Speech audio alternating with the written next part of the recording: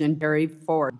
The Senate as a body will likely continue to do perspective of our differing views about the military operations, pay bills, urgent requiring the Department of our troops to be well-trained, and more broadly, of the U.S. and defend against potential aggressors worldwide. I would note that some of the requirements, such as the shortfalls in munitions, have been well known to this committee for some time, and prior to the conflict with Iran, there has been bipartisan support to address these shortfalls. While these munition shortfalls have been years in the making, they are growing increasingly urgent. We should not undermine the readiness of our service members for any engagement or refuse to rebuild critical capabilities. Our men and women in uniform do not decide where they are sent or the missions to which they are assigned. Congress has a responsibility to ensure that they have the tools, the training, and the support that they need to accomplish their missions.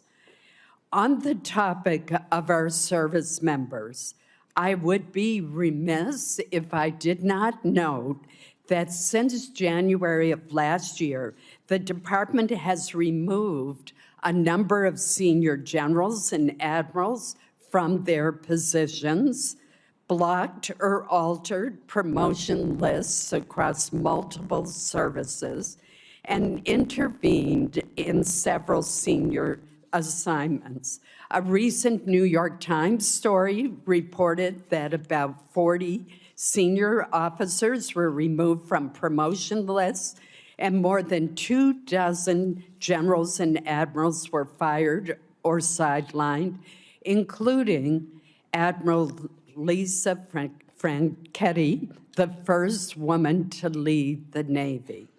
The Times further reports that more than half of those fired or removed have been female or Black, and that for the first time in more than a decade, no active duty female naval officers are likely to be promoted to admiral.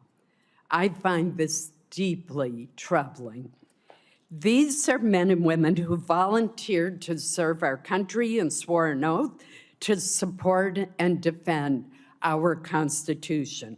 Over the course of their careers, they have earned the support and the trust of their commanders and subordinates, led our men and women in uniform, and were selected through rigorous command and promotion boards.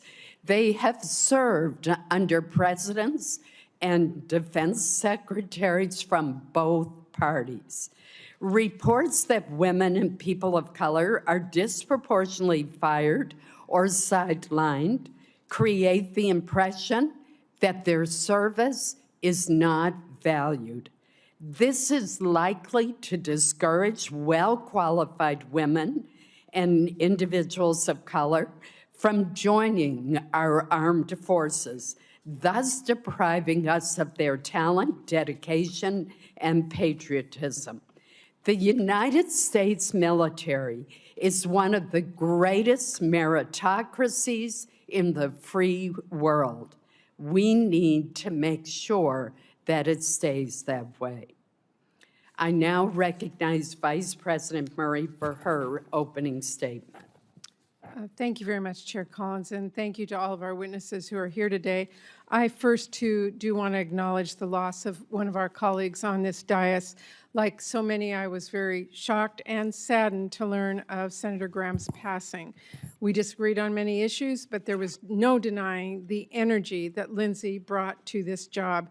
And whenever we could, we found common ground and managed to get something done. So I just wanted to express that my heart goes out to his family, friends, and loved ones today. Now, I want to start with a few facts. 143 days ago, President Trump started a war of his own choosing with Iran. He did not consult Congress. He did not get authorization from Congress. He did not build a coalition of allies. He did not make a case to the American people, nor did he ever win their support. 2/3 of Americans opposed the war, and the president's decision had catastrophic costs. 17 American service members have now died, and that includes 3 who tragically lost their lives over the last few days, and another is still missing. Several hundred more have been injured, including nearly 100 who've been hurt just in the last few weeks. We owe all of them and their families a debt of gratitude that we can never repay. Thousands of civilians have also been killed, and this administration will not tell the public or Congress the true financial costs of this war, but we know it is very well into the tens of billions of dollars. Tax dollars we could have spent helping people afford health care or building new housing have now been lit on fire by a president who blundered us into a disastrous war. And the cost to families' bank accounts are staggering. Economic growth has slowed to a crawl. Inflation has shot up about 50% since this war began. On average, gas cost just under $3 on February 28th. Today it is over $4 and ticking back up with the strait closed again. Americans have now paid more than $70 billion more on gas since this war began. That is over $550 more per household. Fertilizer costs skyrocketed in the middle of spring planting, crushing farmers operating on extremely thin margins and costing families more on just about everything they buy at the grocery store. The costs of this war have been astronomical. And what has it been for? What has actually been achieved? We hear a different rationale for this war every few days. It was about preempting imminent threats, which we now know did not exist. It was about regime change, then liberating the Iranian people. It was about destroying Iran's nuclear program and its Navy. And at one point, it was about taking out its ballistic missiles until the president decided that actually, and I quote, "It's a little bit unfair for them not to have some." Trump has even suggested the war is about taking Iran's oil to, quote, "make a fortune." And now the United States' primary strategic objective seems to be to actually just reopen the Strait of Hormuz, which of course was fully open, toll-free, before this war began. President Trump has, by any objective measure, failed to achieve his goals. Our country is no safer or better off than before the war. In fact, we are considerably less safe. Our stockpiles have been depleted, and it will take years of production to fully replenish them, no matter how much money is thrown at this problem. Our global force posture is much weaker, and as assets have been moved now to the Middle East. And we are now much further away from a long-term solution to halt Iran's nuclear program than we were before Trump ripped up the deal that President Obama negotiated, which secured actual, measurable commitments and progress without ever starting a costly war. In fact, there are new reports that Iran may have moved nuclear assets into a mountain bunker, which raises concerns about whether Iran might restart its program. It used to be a pretty somber and serious thing, a president taking America to war and costing lives and taxpayer dollars. But this president has been downright flippant. The people I represent worry Trump thinks this is all a game and has sent men and women into harm's way without any sort of plan. And now that he's driven that car into the ditch, he wants taxpayers to bail him out. As the daughter of a World War II veteran and a Purple Heart recipient, the way this White House has blissfully operated with no plan for success is disrespectful to our men and women in uniform. These are patriots. They are highly trained and have sacrificed tremendously to keep us safe. They shouldn't be forced to put a show on for the president's birthday parade or do the job of Border Patrol agents or risk their lives in a disastrous war that the president clearly failed to think through. And as a U.S. Senator, this administration's refusal to explain what it is doing or how this war is protecting Americans, its refusal to seek authorization from Congress, and its expectation that Americans will now just pay for it all without any explanation or transparency is disrespectful, and it's insulting to the people back home that all of us represent. So here we are 5 months later. The strait is closed. The ceasefire hasn't just disintegrated. This war is now spiraling out of control again. The president is threatening escalation and war crimes and suggesting this could be another forever war. He has told us over 40 times now that a deal is near and the war will be over soon. But now he is asking for $70 billion more and for us to just trust him it'll work out fine. Look, I've been very clear. My Democratic colleagues and I will do absolutely everything to ensure that we do take care of our service members and keep this country safe. Chairman Kaine, I hope you know that every Democrat on this committee deeply respects the sacrifices that you and our service members and their families are making. Everyone who signed up to serve our country deserves to be more than an afterthought in a war that the President decided to launch despite all the blinking red warnings. But my colleagues and I cannot and will not support rubber stamping a request to bankroll this war and whatever other misadventures Trump wants to get us into next. The American people want to see a quick and strategic end to this war, not $70 billion of their tax dollars sent to keep it going. And I want to make a few important points. First, the President's request is not even primarily a request to cover the costs of the Iran war. This request is chock full of asks to fund unrelated DoD priorities which should be considered through our annual appropriations process, not in an emergency supplemental. And that includes almost $1 billion for Southcom, nearly $1 billion to keep deploying the National Guard here in D.C., and more than $1 billion for the southern border.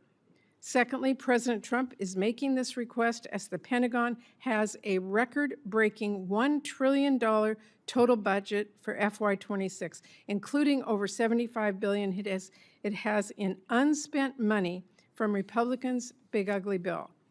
Understand you may have mismanaged your budget, Secretary Hegseth, but you have to do your due diligence to fix the cash flow problems you've caused before asking taxpayers for more. Third, the President is now asking for all of us to approve tens of billions of dollars in new funding for the war while his administration still has yet to share actual cost estimates, essential information to justify this request, and a plan for where on earth this conflict goes next. This administration is either hiding the truth from Congress and the American people, or if you take at face value what they've said in the few briefings that we've had, they have no idea what is going on and no plan to right the ship, neither of which is acceptable. Now, Trump is also asking Congress for over $10 billion to help struggling American farmers who have been crushed first by the tariffs and then by this war, which has shot fertilizer and diesel costs through the roof. I'm digging into that request, but let me be clear. As we're looking at what farmers might need to weather Trump's storm, we must also help families put food on the table. And to do that, we should delay and ultimately reverse Republicans' deep cuts to SNAP, which have already kicked at least 1 million kids off of food assistance. Finally, Trump has also requested, and I had to read this one twice to believe, $1.3 billion in new funding for the State Department for Global Health and Humanitarian Needs. At the very same time, his administration is withholding more than twice that amount in funding that has already been signed into law and is available for the same purpose. He's also asking for authorities to make U.S. taxpayer dollars subsidize the Venezuelan oil industry and to finance the establishment of private investment funds like the one he just handed over to one of his ballroom donors. Unfortunately, Secretary Rubio is not here with us today to explain those requests, to talk about how this war forced one of the largest evacuations of our diplomatic posts ever, or to explain whether, as a national security advisor, he still thinks this war is quote, the right decision, and whether he still, quote, believes in it strongly. So this is really a request to make taxpayers pay for the president's reckless decisions, from the Iran war to his trade wars to his global health cuts, all while doing nothing to help our families back home who are suffering because of those decisions. And that is what we should be focused on, helping people.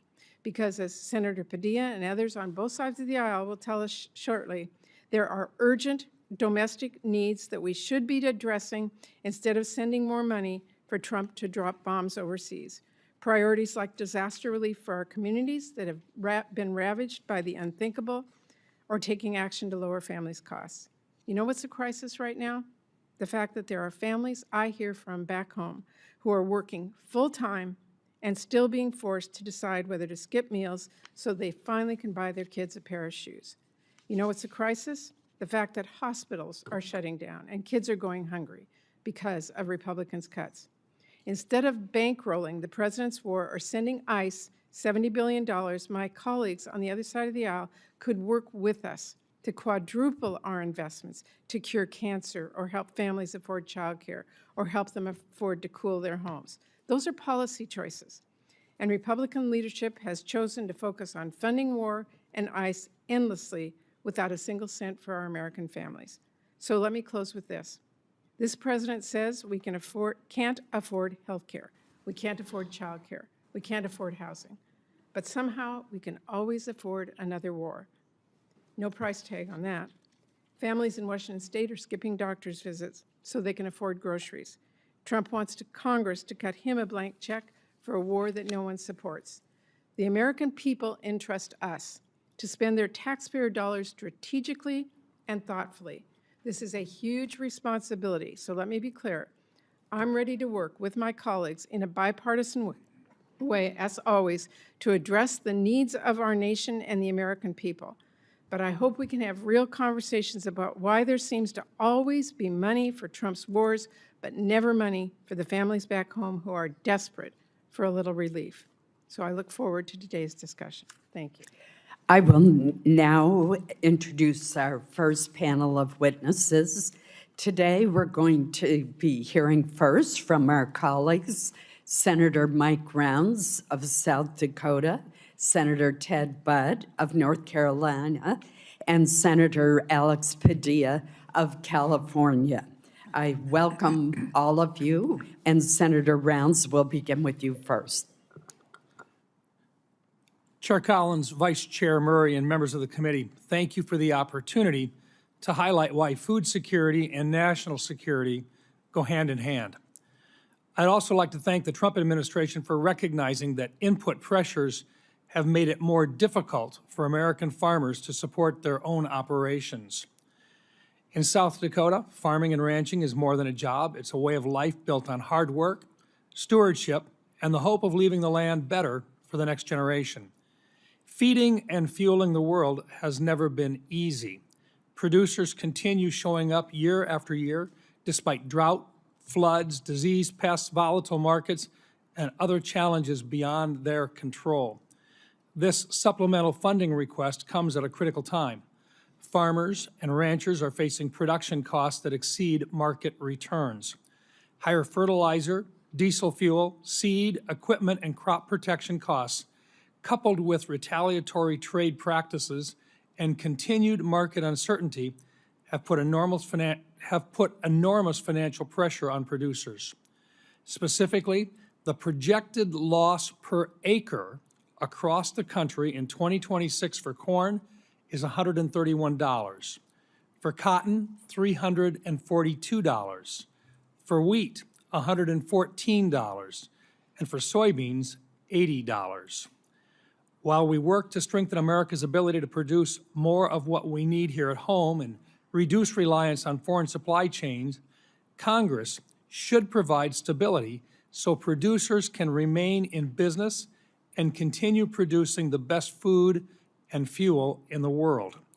Today's threats extend well beyond weather and markets. Foreign adversaries, cyber threats, industry consolidation, arbitrary standards, and unfair trade practices impact farmers' ability to produce food, fiber, and fuel. Food security energy security, and national security are connected.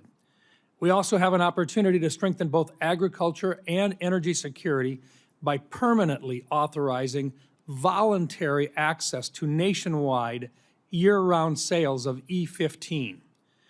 Giving consumers the option to choose a higher ethanol blend would increase domestic fuel production, expand markets for corn growers, reduce reliance on foreign energy sources, and provide families with lower cost options at the pump. Given the significant defense investments included in this supplemental, I also want to emphasize the importance of fully funding our national defense. We are living in one of the most complex and lethal threat environments since the Second World War, and the brave men and women who volunteer to defend this country deserve the leadership, training, and equipment, along with resources necessary to maintain America's military advantage. Protecting America's food supply, energy supply, and national defense are not separate priorities. They reinforce one another. This supplemental provides needed assistance to help farm and ranch families endure today's economic challenges, while Congress and the administration continue advancing long-term policies that strengthen American agriculture. I urge my colleagues to support this supplemental request to provide stability to our ag producers at this time. Thank you, Madam Chair. Thank you, Senator Rounds. Senator Budd. Chair Collins, Vice Chair Murray, members of the committee, thank you for the opportunity to testify this afternoon to provide a voice for the people in Western North Carolina. More than 21 months ago, Hurricane Helene unleashed an unprecedented amount of rainfall on the Blue Ridge Mountains, causing severe flooding and devastating landslides. The storm left behind tens of billions in damage. In December 2024, Congress responded by approving a disaster supplemental that provided billions of dollars to Western North Carolina recovery. Additionally, North Carolina's state government stepped up by committing roughly $2.4 billion in state appropriations and redirecting more than $2 billion from state agencies for reconstruction. But the Blue Ridge Mountains' challenging terrain has made it uniquely difficult for federal programs to operate, resulting in delays and inefficiencies. And there's still work to be done. Too many projects in Western North Carolina have stalled due to insufficient funding or because of financial shortfalls from expensive debris removal and rebuilding efforts. I greatly appreciate that President Trump and Secretary Mullen have empowered FEMA to more rapidly reimburse the state and local governments for public assistance projects. However, FEMA is only one part of the equation. The Environmental Protection Agency, Department of Housing and Urban Development, and other federal agencies play a key role in disaster recovery. And much of the existing disaster funding for those agencies has already largely been allocated. When I visit Western North Carolina, I see the impacts the delays in recovery have caused. Debris still clogs the waterways. Facilities that provide drinking water and manage wastewater have yet to be rebuilt. Most concerning, some homeowners are paying mortgages on properties that are still unlivable or yet to be rebuilt. Towns have been forced to embrace expensive short-term stopgap solutions just to carry out their most basic functions for their residents.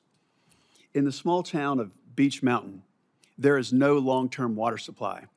The dam and water treatment plant were heavily damaged, forcing the town out of compliance with state safety standards.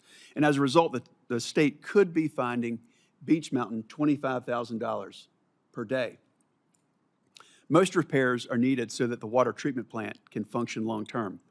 If funded, this process will take at least a year and require significant diversion of utilities and or daily water trucks just so hundreds of residents will have to have clean drinking water during construction. 3 years is too long to wait after a disaster, and we can't delay any longer. Tourism, the lifeblood of much of Western North Carolina, has begun to rebound, but there's still far too many areas that are unable to accommodate the travelers they once welcomed.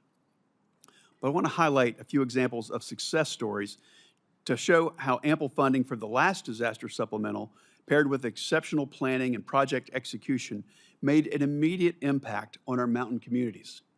Last July, Portions of the Blue Ridge Parkway reopened after 57 landslides struck 200 miles of the parkway. This Memorial Day weekend, Lake Lure reopened to the public after an incredible debris removal and refilling project. And I want to be clear that I fully support President Trump's request to replenish our munitions stockpile and strengthen our military. And I'm also appreciative of his efforts to provide economic assistance to farmers impacted by disasters and unfair trade practices. However, to address the long-term recovery needs of Western North Carolina, more federal funds are needed. Every time I'm in Western North Carolina, people ask me to make sure that they're not forgotten. This is Congress's chance to remind them that we're serious about helping them get back on their feet. I'm deeply grateful to the members of the committee for holding this hearing, and I look forward to continuing to work with you throughout this whole process. Thank you.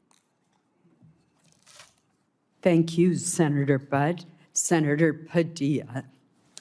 Thank you, Madam Chair, Vice Chair Murray, members of the committee. Appreciate the opportunity to testify on behalf of the people of California, and especially the survivors of last year's devastating fires in Los Angeles County. And I want to acknowledge that some of them are here in the audience today advocating for relief, and I'm proud to work alongside them. As many of you recall, 18 months ago, 60,000 acres across Southern California burned. That's roughly 3.5 times the size of Manhattan. Over 16,000 homes, businesses, schools, and other structures were destroyed. And most devastatingly, 31 Californians lost their lives. To respond, more than 7,500 firefighters worked literally around the clock for more than 3 weeks to extinguish the fires. And those firefighters weren't just from California. Many came from our neighboring states of Oregon, Washington, Arizona, some as far away as Utah, Texas, and Montana. Colleagues, because as Americans, that's what we do. We help each other. We don't condition our response based on who a community voted for in the last election. When Americans need help, we help. Now, walking around the Palisades and the Altadena communities during the fires and after the fires, you couldn't help but be moved by the scale of the devastation, the images of nothing standing but a chimney amongst a pile of ash. Cars literally melted into the streets or the drivers where they had been parked. In the wake of disasters like this, Congress has historically come together on a bipartisan basis to provide aid and long-term recovery funding to help communities recover and rebuild, regardless of whether the disaster was in a state represented by Republicans or Democrats. But instead of following that historical practice, this administration has left California waiting for more than 1.5 years, while asking Congress to fund hundreds of billions of dollars for other purposes. I want to be crystal clear. No disaster-impacted community, regardless of where it is located, should ever be held hostage or treated as a bargaining chip for other political priorities. Californians in Altadena and the Palisades have now waited more than 18 months. Yet long-term recovery funding is still absent from even the administration's request. Instead, it asks taxpayers to spend hundreds of billions of dollars more on a war that Congress has never authorized, a war that's raising gas prices, worsening supply chains, making our country less safe, and for which 17 service members have already paid the ultimate sacrifice, with many more seriously injured. Now, we know this committee can address disaster relief without tying it to a laundry list of unrelated priorities, because it's done so many times before, including as recently as December 2024, when the committee on a bipartisan basis passed more than $100 billion of relief. There's no reason we can't do it again. Colleagues, we must reject the premise that it is okay to keep survivors waiting for help because the president, any president, decides they need something else from Congress to get it. To that end, I do want to thank my colleagues, Senators Tillis, Schiff, and Curtis, for joining me in sending a bipartisan letter to the committee just yesterday supporting long-term disaster recovery funding. Madam Chair, I'd like to enter this letter into the record at this time. Thank you, Senator Padilla. I'm not What? done. Just want I'm to sorry. enter the No. letter to the record. Without objection, Thank you. it will be. And I'll be wrapping up soon here. I also want to reiterate what I said earlier, that we know the next disaster is coming.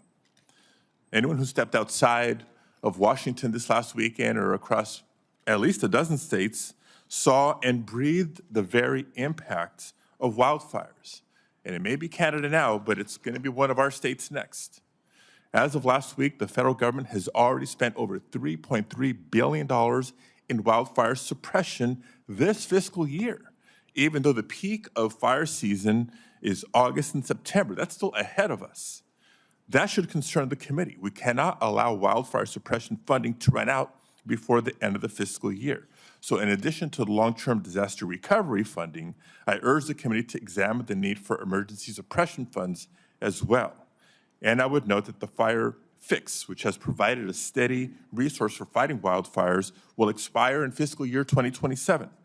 Congress needs to extend and increase that funding to ensure firefighters have all the resources they need to respond to the ever-growing threat of wildfires. I'll close by reiterating what I said at the outset. Disasters do not distinguish between red states and blue states. And when it comes to disaster aid, neither should Congress. So thank you again for holding this hearing and allowing me to be a voice for my constituents and for disaster survivors across the country. I look forward to working with this committee to ensure that everyone has the resources and support that they need to recover and rebuild, regardless of which state they call home. Thank you very much. I appreciate the testimony of the entire panel as we consider the supplemental submitted by the administration. Your testimony is very helpful to us. Thank you. I will now ask that our second panel of witnesses come forward.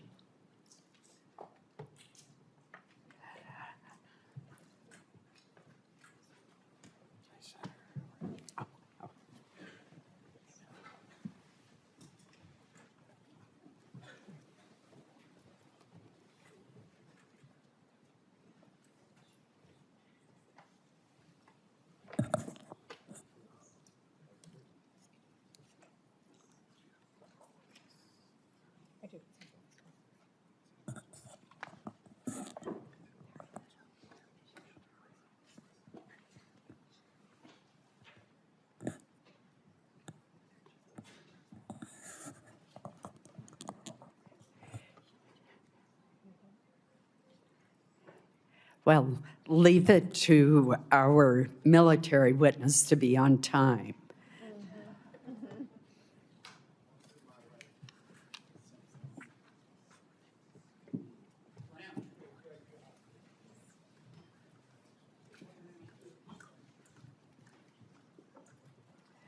While we are waiting for our second panel to be seated, let me introduce them. We are joined today by the Secretary of War, Pete Hegseth, the Secretary of Agriculture, Brooke Rollins, and the Chairman of the Joint Chiefs of Staff, General Dan Kane. These administration officials represent the largest components of the administration's request, and we welcome them to the committee today. Secretary Hegseth, we will begin with your testimony. Please proceed. Well, Chair Collins, Vice Chair Murray, members of the Senate Committee on Appropriations, thank you for the opportunity to testify on President Trump's supplemental funding request for the Department of War. As you know, we live in a dangerous world that requires bold and swift action. Hence, this supplemental request for fiscal year 2026. This request is an urgent, necessary injection of resources to address the immediate needs of our department. The supplemental funding request is not a substitute.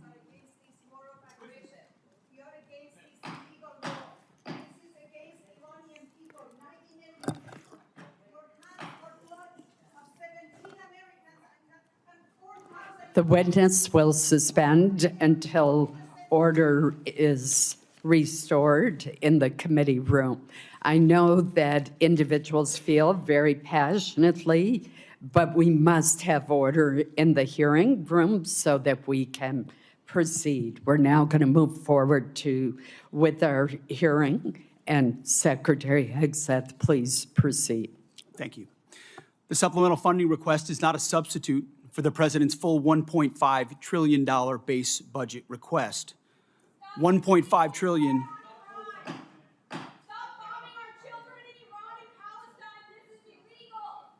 Mr. Secretary, please suspend until order is restored in the hearing room.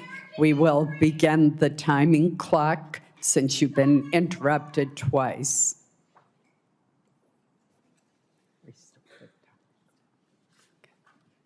Thank you. Please proceed. $1.5 trillion is what the President seeks and what we need to defend the country.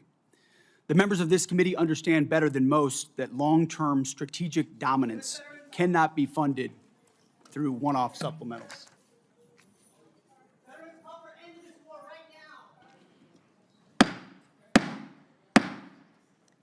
We will have order in the hearing room.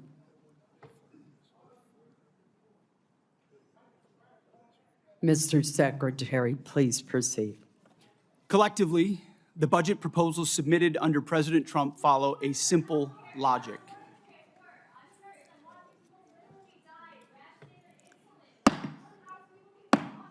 I would ask that the Capitol Police, whose professionalism I admire, remove those who are seeking to disrupt the hearing.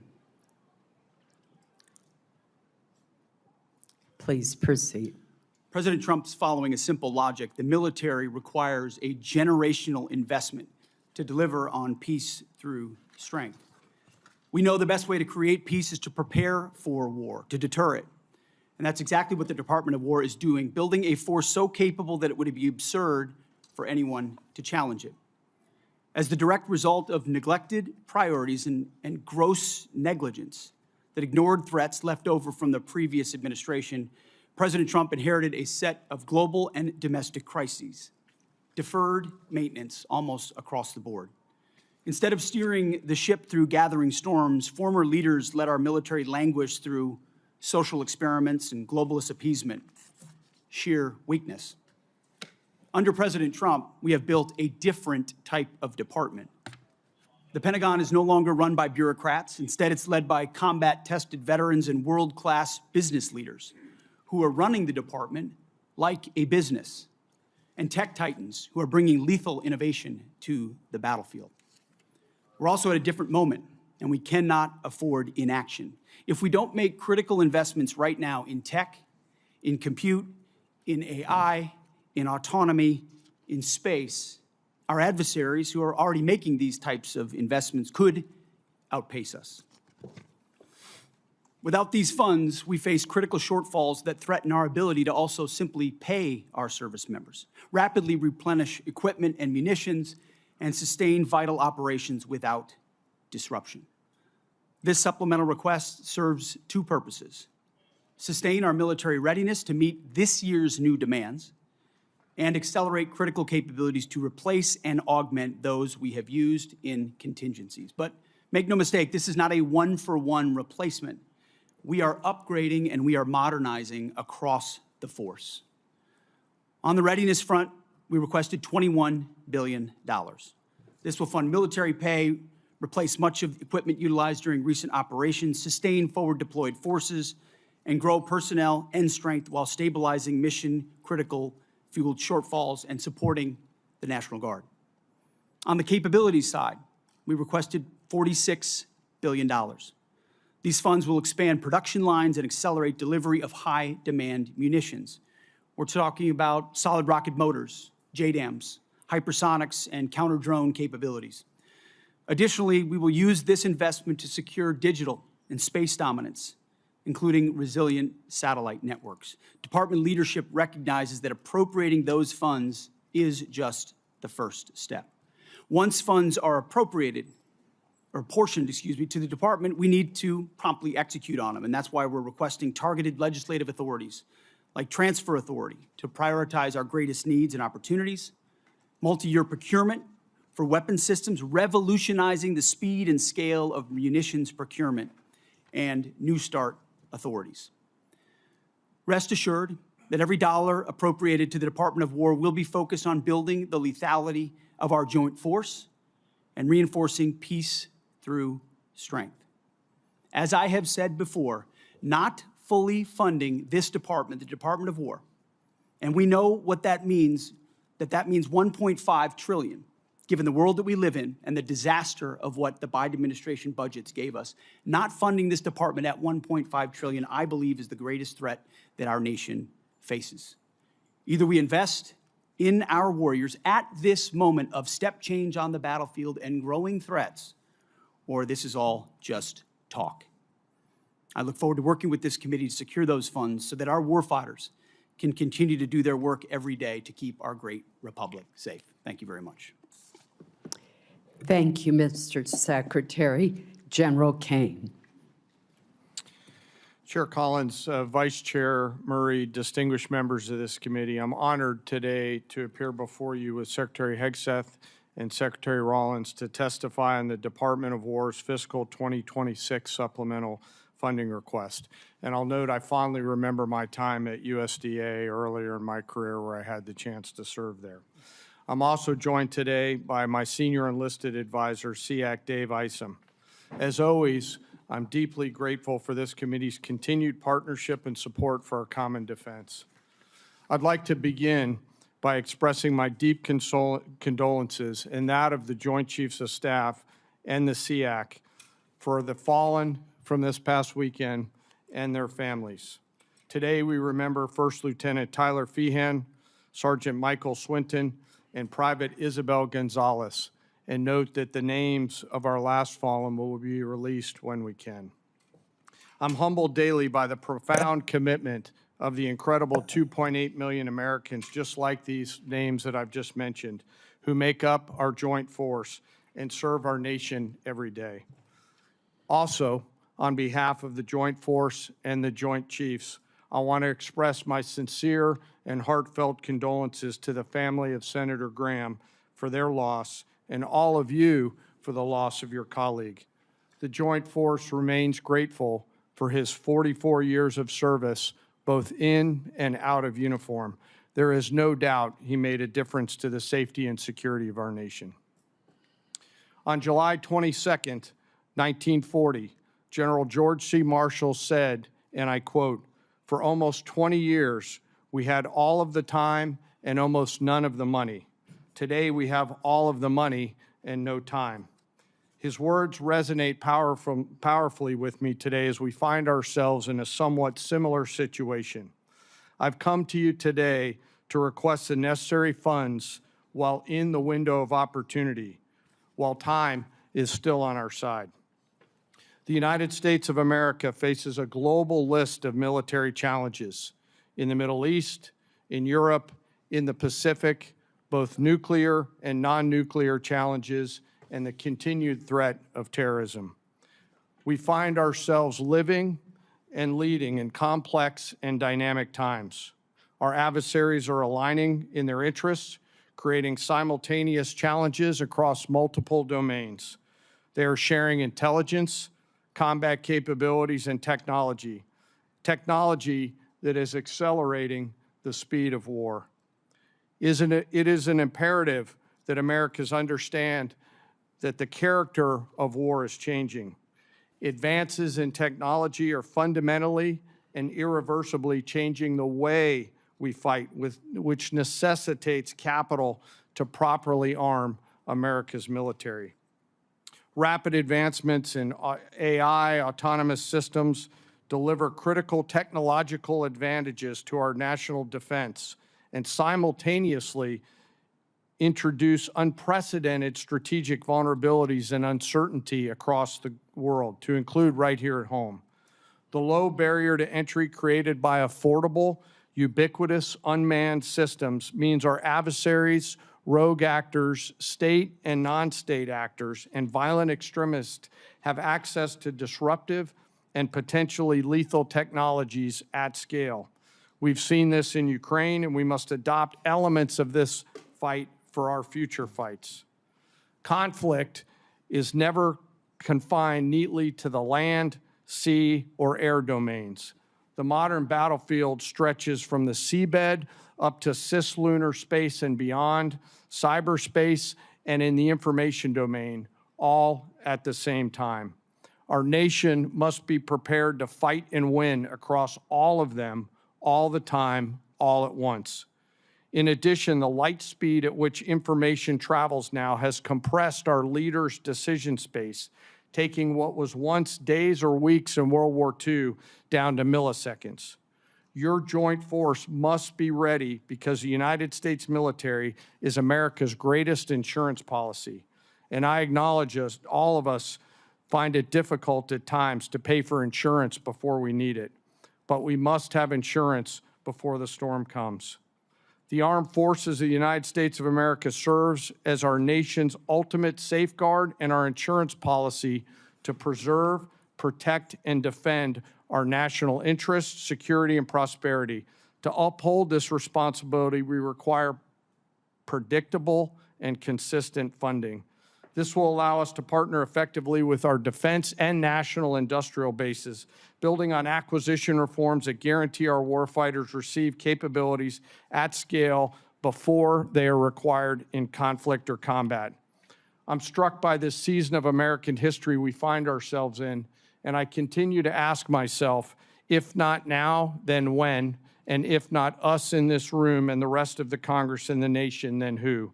I acknowledge the environment we all serve in, but always remember that we are all Americans with deep and abiding love of our nation and our military service members and their families. I've come today to ask for your help and your support. America's armed forces need $1.5 trillion to meet the military challenges of the future.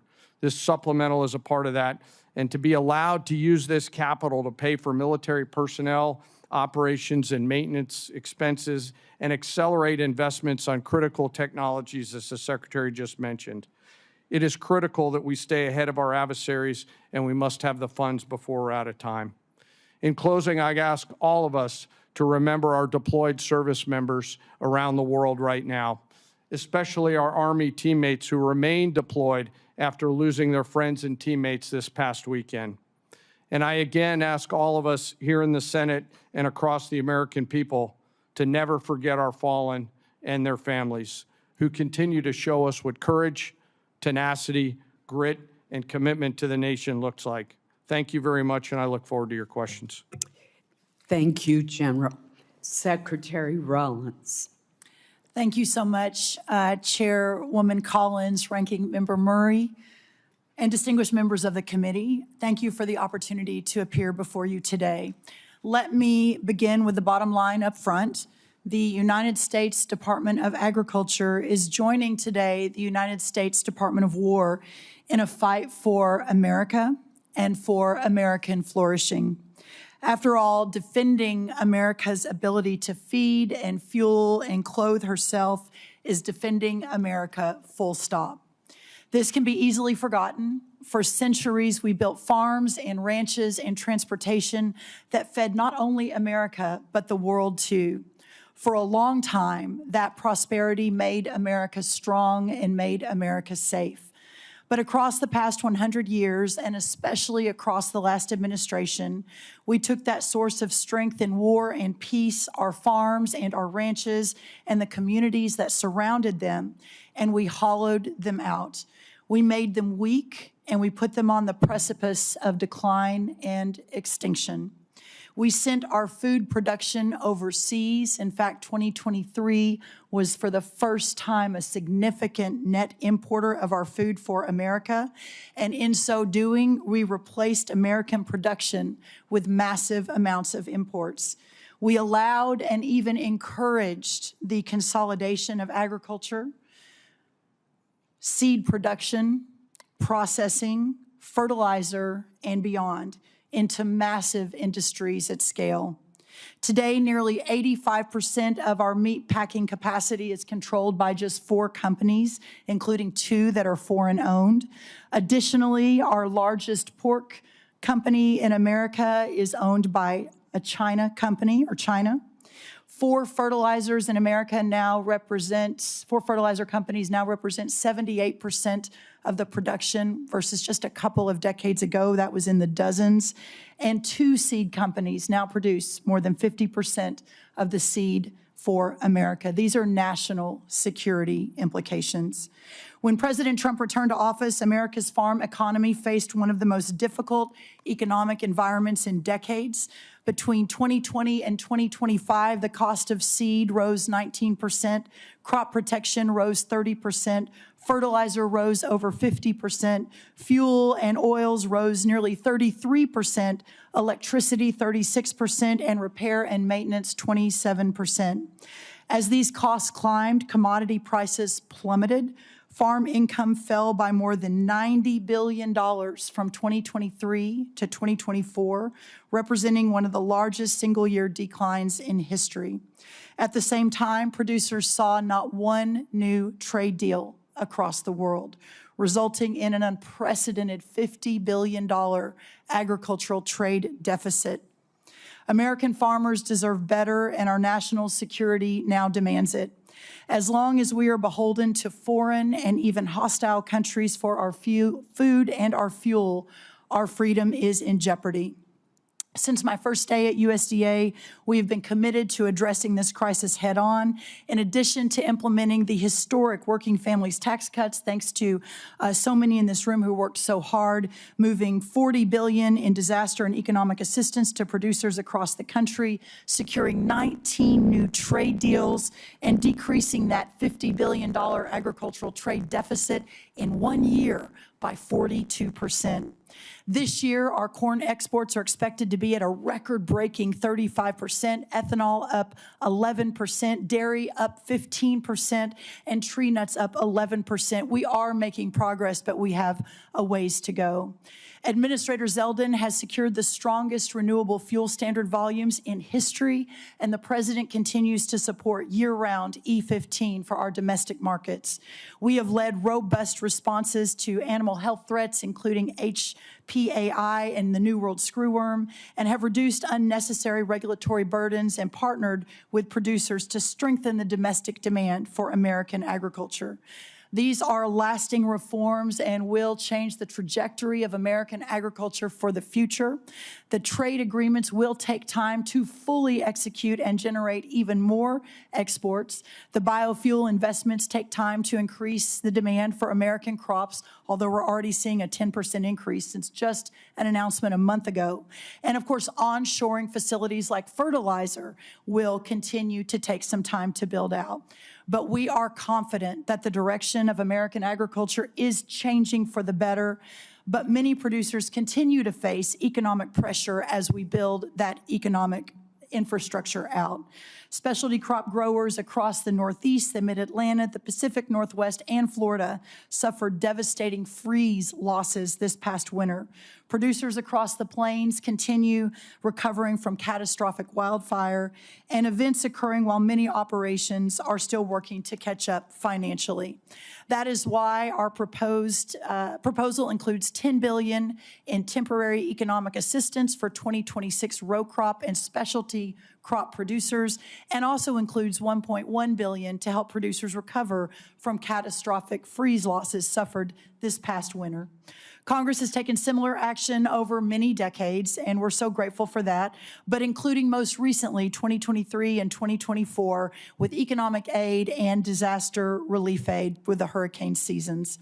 I want to be 100% clear as I close. For the sake of American national security, American existence, and the American future, we must, in the long run, end this system that has grown up like a weed and strangled the American farmland and food production.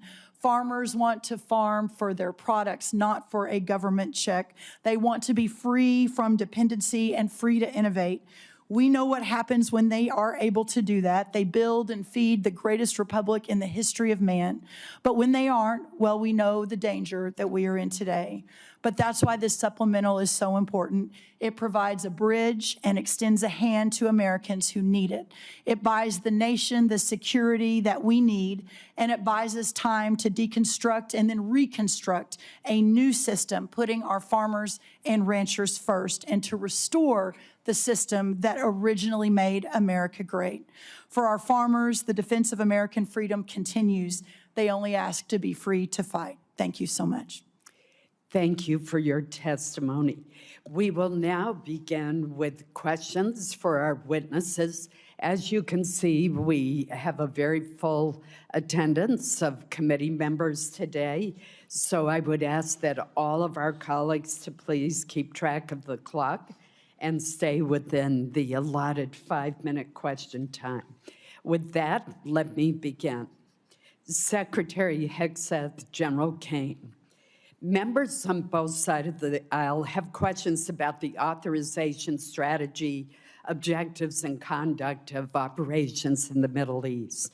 Regardless of our differing views, the fact remains that there are must-pay bills and urgent requirements facing the department that affect the ability of our military to deter and defend against potential aggression worldwide.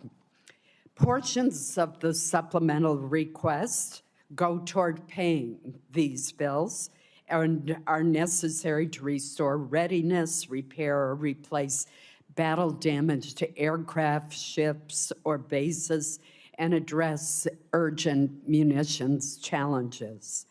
I understand and am told that some military services face near-term solvency challenges. What will be the impact on our troops if additional funding is not provided? Are there military exercises, for example, that are at risk of cancellation? What message will we be sending to the world? Secretary Hegseth, either you or Senator or General Kane. Chairwoman, I very much appreciate that question, and it's because it's connected to the real-world realities of this budget cycle. There is training right now and training in the future that would have to be curtailed if we do not get our budget needs met and met urgently. And yes, some of that has to do with the current budget cycle and how things come together. But we are a department that for 4 years met funding shortfalls under the previous administration. It was not a priority to fund the Department of Defense under Joe Biden. It also took the munitions and a lot of there were 5 supplementals out of this committee that took munitions one for one and sent them to Ukraine and had tried to replace them with the same bureaucratic process that was too slow and didn't replace them in real time. And then there were threats that were ignored around the world. So you're looking at a lot of negligence and a lot of deferred maintenance that this department is having to catch up on. And so that's why I call this a generational investment. It truly is. This is $1.5 trillion budget with this supplemental being part of it is how we catch up and get ahead. And ensure in the process we're putting soldiers and sailors and airmen first, Marines first, Guardians, that their pay increases, that the end strength increases that have gone up because recruiting is at historic levels are fully funded. So rather than trying to play catch up and make sure we're not losing training, we should be ahead of that curve. And that's where we think $1.5 trillion can get us. Thank you. Senator Kane, I keep calling you Senator General Kane, I'm going to ask you to respond for the record because in my remaining time, I do want to ask Secretary Rollins a question. Secretary Rollins, as we heard from the previous panel, our country has many outstanding recovery needs from disasters and other weather-related events over the past 2 years. As this chart shows, and this is a chart from your department, many have unmet weather-related agricultural losses. In Maine, many of our producers are struggling amid a combination of market volatility and disaster conditions last year, which included excessive rainfall in the spring, followed by a severe drought. They need relief. Yet the administration's supplemental request does not include funding to address these recovery needs. It does have $1.1 billion to help Florida agricultural producers rebound from a severe freeze this past winter, but nothing for prior disasters in other states. Can you explain USDA's thinking behind focusing your request just on the 2026 freeze rather than on the 2025 disaster declarations that you made?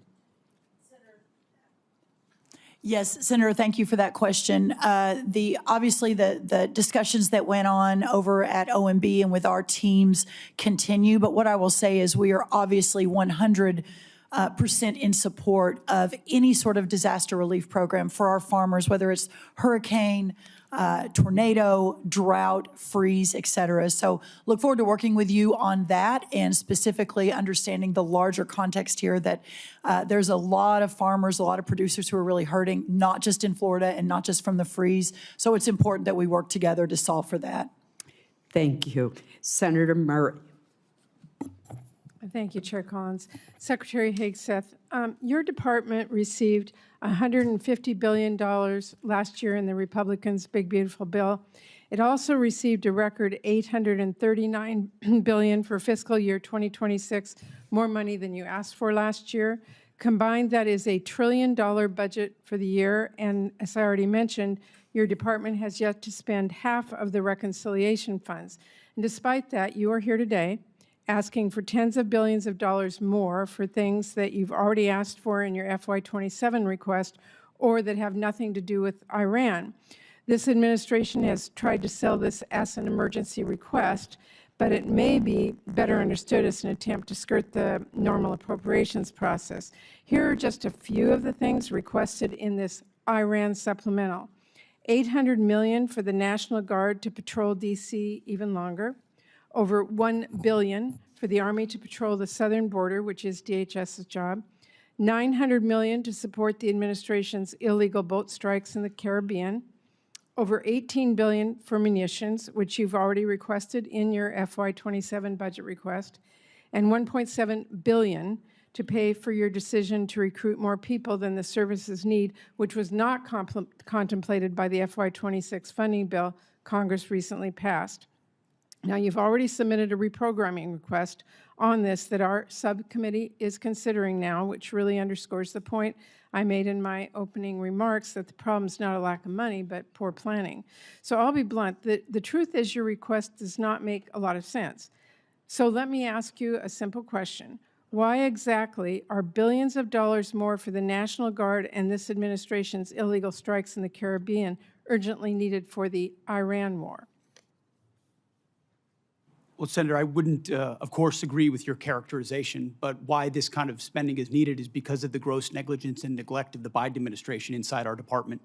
Ran it like a bureaucracy, abandoned our strength posture around the world, so we're having to reestablish deterrence. You mentioned the end strength numbers, and I will acknowledge that we are ahead of schedule on end strength in recruiting. 8,000 in the Navy, 6,000 in the Army, 4,000 in the Air Force.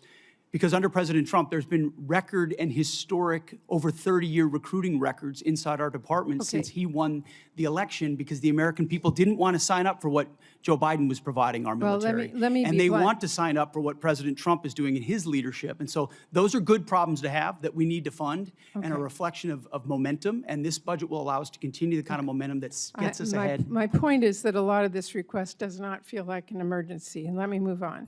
Secretary Hegseth, like most Americans, I've had a lot of trouble following this administration's contradictory statements about the war. On April 8th, you said, and I quote, "Their missile program is functionally destroyed, launchers, production facilities, and existing stockpiles depleted and decimated and almost completely ineffective." Mr. Secretary, Iran has been firing at U.S. military bases in the region and its ships for the last week. How is it possible, if their capabilities were, quote, functionally destroyed 3 months earlier, as she claimed, for them to be doing this now?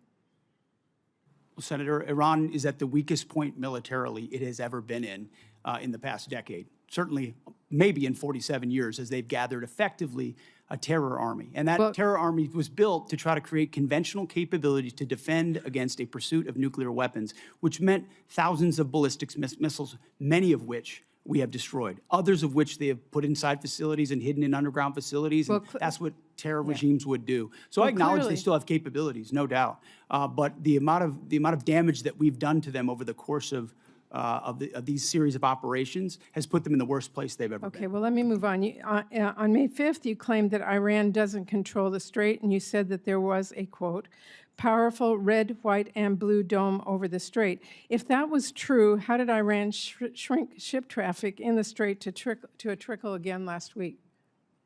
We pushed almost, I believe, between 400 and 500 million barrels of oil under the nose of Iran over the course of Project Freedom, which went underground, which I acknowledged after we did so covertly because it was more effective to do so quietly than to do so publicly. So we've been in control of moving traffic through there for quite some time. Will they retain the ability to recklessly shoot at commercial shipping? And that's what happened. We had a ceasefire, and then they shot at commercial shipping well, you recklessly also as a state. said at that's that what changed same press conference, and I'm going to quote you, you urged Iran to, quote, let innocent ships pass freely. These international waters belong to all nations, not to Iran to tax, toll, or control. Last week, President Trump said the U.S. would charge a 20% toll to each ship to pass through the state. So based on your opposition to tolls, did you talk to the president out of that idea, or did someone else? Iran's not charging tolls, and they're shooting at ships right now. But Trump said that he wanted to charge a 20% toll. We have a blockade right now of all Iranian ships and Iranian ports, and it's effective. My time is out. Senator Murkowski. Thank you, Madam Chairman, and thank you all for being here. Challenging times, I think we all recognize that. Secretary Hegseth, I want to ask just specific to Iran authorization. The administration has made the case that the action in Iran falls under the President's Article 2 authorities, and we can have disagreement. Reasonable people can disagree about the boundaries of the presidential war powers and have for a long period of time. But I look at the War Powers Resolution, and it's not ambiguous. It requires the President to terminate hostilities within 60 days absent congressional authorization. So hostilities began February 28th.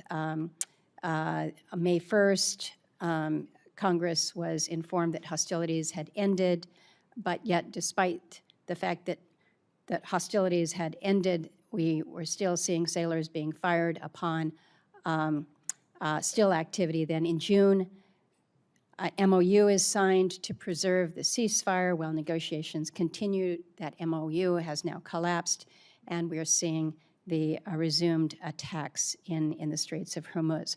On July 10, the administration sends Congress a new war powers notification, effectively restarting the 60-day clock again. So I'm concerned about this sequence because you have a situation where the claim essentially allows the president to extinguish the war powers clock just at the moment that it becomes legally inconvenient through declaration of temporary ceasefire. Then it's reset, avoiding the congressional authorization that the Constitution requires and the war powers intends. So we had an opportunity in previous appropriations hearing for me to ask if you felt the administration had all the authority that it needed. You indicated at that time that no, additional authority was not needed. Is the administration still taking that position about needing no authorization from Congress at this time? Senator, I know there's a long-standing legal debate on this particular topic, but we certainly as a department share the position of the White House that we have all the authorities necessary at this moment. So let me just kind of do a follow-on. In the Clinton administration, this is 1999, there was an operation that was launched, Operation Allied Force, NATO airstrikes against Yugoslavia. There was not a prior congressional authorization that was sought. President Clinton notified Congress under the War Powers Resolution and then sent subsequent to that, sent Congress an emergency supplemental funding request. It was about $6 billion to cover the cost of Kosovo operations. Congress then passed a supplemental package that covered the president's request plus additional military funding. But Congress never passed a standalone authorization for use of military force in Kosovo. When the war powers clock was set to run out then in May of 1999, the Clinton Justice Department's Office of Legal Counsel issued an opinion holding that the supplemental appropriation itself, passed without any authorizing language, satisfied the war powers resolution requirement. So is the department looking to that or intending to rely on that same reasoning that funding alone can substitute for explicit congressional authorization? Senator, I would have to defer to our legal department, and we'll get back to you with our views on that. But as of right now, we think standalone Article 2 authorities exist for us to conduct this operation on behalf of the defense of the American people, that the president has those authorities, and seeking this funding is important in pursuit of that and our $1.5 trillion budget. But I wouldn't connect the two without consulting with our legal folks first. In my remaining time, let me turn to you, Secretary Rollins. I appreciate that you have acknowledged that fishermen are farmers of the sea. I don't know whether you are aware whether any fishermen will be eligible for any of the supplemental funding. They too have faced many of the same challenges that our farmers have with high fuel costs, the impact from tariffs, disasters that we have seen. In the 15 seconds remaining, any help for our fishermen? Well, I remember having the conversation with you when we were going through the process, and my commitment to you and to Senator Collins and some of our others on across the aisle was that it's time for USDA to recognize our fishermen as part of our farmers of the sea. That's never happened before. We now have an office at USDA focused on fishermen. And so I think as you all move forward with the supplemental, the conversation, and obviously up to you all what that looks like, but very supportive of treating our fishermen similarly to the rest of our farmers. Thank you. Thank you, Madam Chair. Thank you. Senator Durbin. Thanks, Madam Chair. Mr. Secretary, I'd like to ask you to help me reconcile some numbers. It's my understanding that this whole supplemental funding request is $87.6 billion, and most of the funding, $67 billion, is for the Department of Defense. Yet we are told the Department of Defense still has $75 billion in unobligated funding from last year's reconciliation package. Is that true? Roughly correct numbers, yes. So you left some change on the dresser before you prepared to come for this hearing. What's going to happen to that $75 billion? Well, that 75 is, there's plans and designs on that, part of the rebuild of our military, which had to be undertaken. And so the One Big Beautiful Bill gave us specific avenues. I'd have to get you the exact numbers of what that is left to be allocated. Does it have to do with the war in Iran? No, this is rebuilding our military from what was not funded in the past under the Biden administration. So this is from 2026, One Big Beautiful Bill, which helped move the president's priorities like Golden Dome for America, move away from all the woke priorities of what the Biden administration was pursuing, give us a chance to start cutting these deals on munitions, all the things that the president wanted us to focus on: shipbuilding, hypersonics. I mean, the Biden administration ignored hypersonics. They just decided to pretend like that technology didn't exist and we shouldn't invest in it. There are things. I don't know what Lloyd Austin did for 4 years. I really don't. Well, I'm sure the amount of neglect, the amount of stale thinking and bureaucracy, it was staggering when we took over. So One Big Beautiful Bill gave us a chance to get caught back up. Let me interrupt your speech for a minute, Mr. Secretary. It's my turn to ask questions. I've been listening patiently while you made your presentation. You estimated at one point that the cost of the war in Iran was $29 billion, but then added a caveat that there was a replacement of munitions, for example. Do you have a new estimate about what the war has cost us so far in the 5th month of the first year of this war in Iran? Senator, the estimate we have as of today is $37.5 billion. And is the current activity, which we've been told about, the exchange of fire back and forth in Iran, an indication that that number is going to go up in the months ahead? Some of that number captures additional O&M, mill pay, and other that would be anticipated through the fiscal year. So some of that anticipates what costs would be going out in the future as well. So the new number you've given me is what? $37.5 billion, And Senator. that represents the cost of the war through what period of time? Through now for certain aspects of it, but also mill pay, O&M, other anticipated costs through September 30th, Senator. General Kane, let me ask you a question. I joined a group of senators, some are here, Senator Rounds, Senator Coons, Senator Shaheen, and met with President Zelensky in Turkey during the NATO summit. He was very explicit in terms of what he needed to win. He feels the momentum in Ukraine is moving to his side, and that he is putting a foot forward instead of back. Is that your feeling? Sir, I think the pressure that Ukraine is putting on Russia is substantive at this point. Do you acknowledge his request that we help them with air defenses as a high priority? Sure, I know he's made the request. Whether or not that moves forward is always a debate at our civilian leadership, but I'm aware of that request. Are you aware of the fact that we appropriated and the president signed into law $400 billion of supplemental funding for Ukraine, including money for air defenses? I am, sir. Are you also aware the administration has informed us that that money will not be available in many aspects until the next president is in office? Sir, I'm not aware of that. My that's a understanding was that that capital had been allocated, but I'll have to defer to my civilian leadership No, on I'm that sorry matter. to tell you the pay plan tells us to be prepared to spend that money in fiscal year 29. The new president, whoever it may be, will make that decision. If you're talking about air defenses and the momentum on the side of Zelensky, what impact will it have if we cannot fund this for 3 years?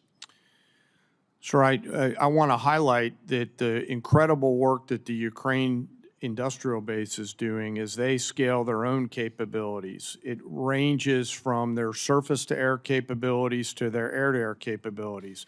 I'll note that recently we had the first air-to-air kill where a Ukrainian F-16 shot down a Russian fighter. So I think their ability to scale their layered defense has come along a long way over the past couple years with the help and assistance of many. General, thank you for your service to the country, and I'm sorry for our losses. I believe 17 servicemen have given their lives in Iran so far, and hundreds have been injured. We should acknowledge that fact. And let me also say, we're at a moment in history where we can win the war in Ukraine. That victory would be critically important for those people who have fought for more than 4 years against the odds and proven they can put Putin back on his heels. But instead of finding the money that they need now for air defenses, we're putting more money into this exchange with Iran, a war of choice which we never should have entered. Thank you, General. Senator Moran. Chairwoman Collins, thank you very much. Let me first begin with just a statement to you, Secretary Rollins. Thank you for your leadership. Thank you for your attention to disaster assistance. Hugely significant and important in many states represented here, but across the country. And it is as challenging circumstances as I've seen farmers in my time and representing them in the United States Congress.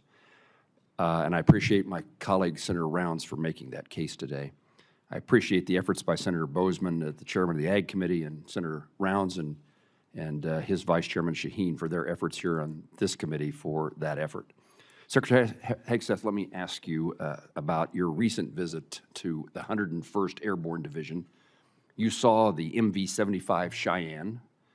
You saw it firsthand and heard from soldiers, as I understand it, about the next generation capabilities, how they will transform the way we fight. The Cheyenne has broken through, and it appears to me, in the acquisition bureaucracy to deliver a capability for our warfighting much faster than it otherwise would have happened. As you look across acquisition, I mean, we're here talking about appropriations, but the ultimate success we'll have in defending our country is putting that money to work as quickly as possible.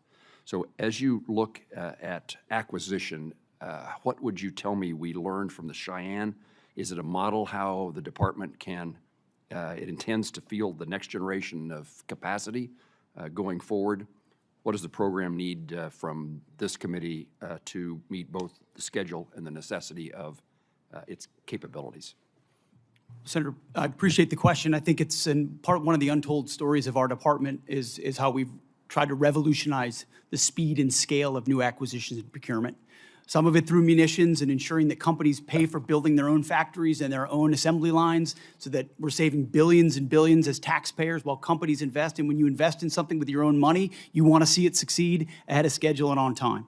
Also opening the aperture so it's not just the prime contractors that are competing, but new entrants who make high cost and low cost capabilities. I think in particular on the Cheyenne and the Black Hawk and the replacement, the gap that some have identified could exist based on the hesitation on speed and replacement exists because of an austerity mindset, again, that goes back to the Biden administration of divest to invest.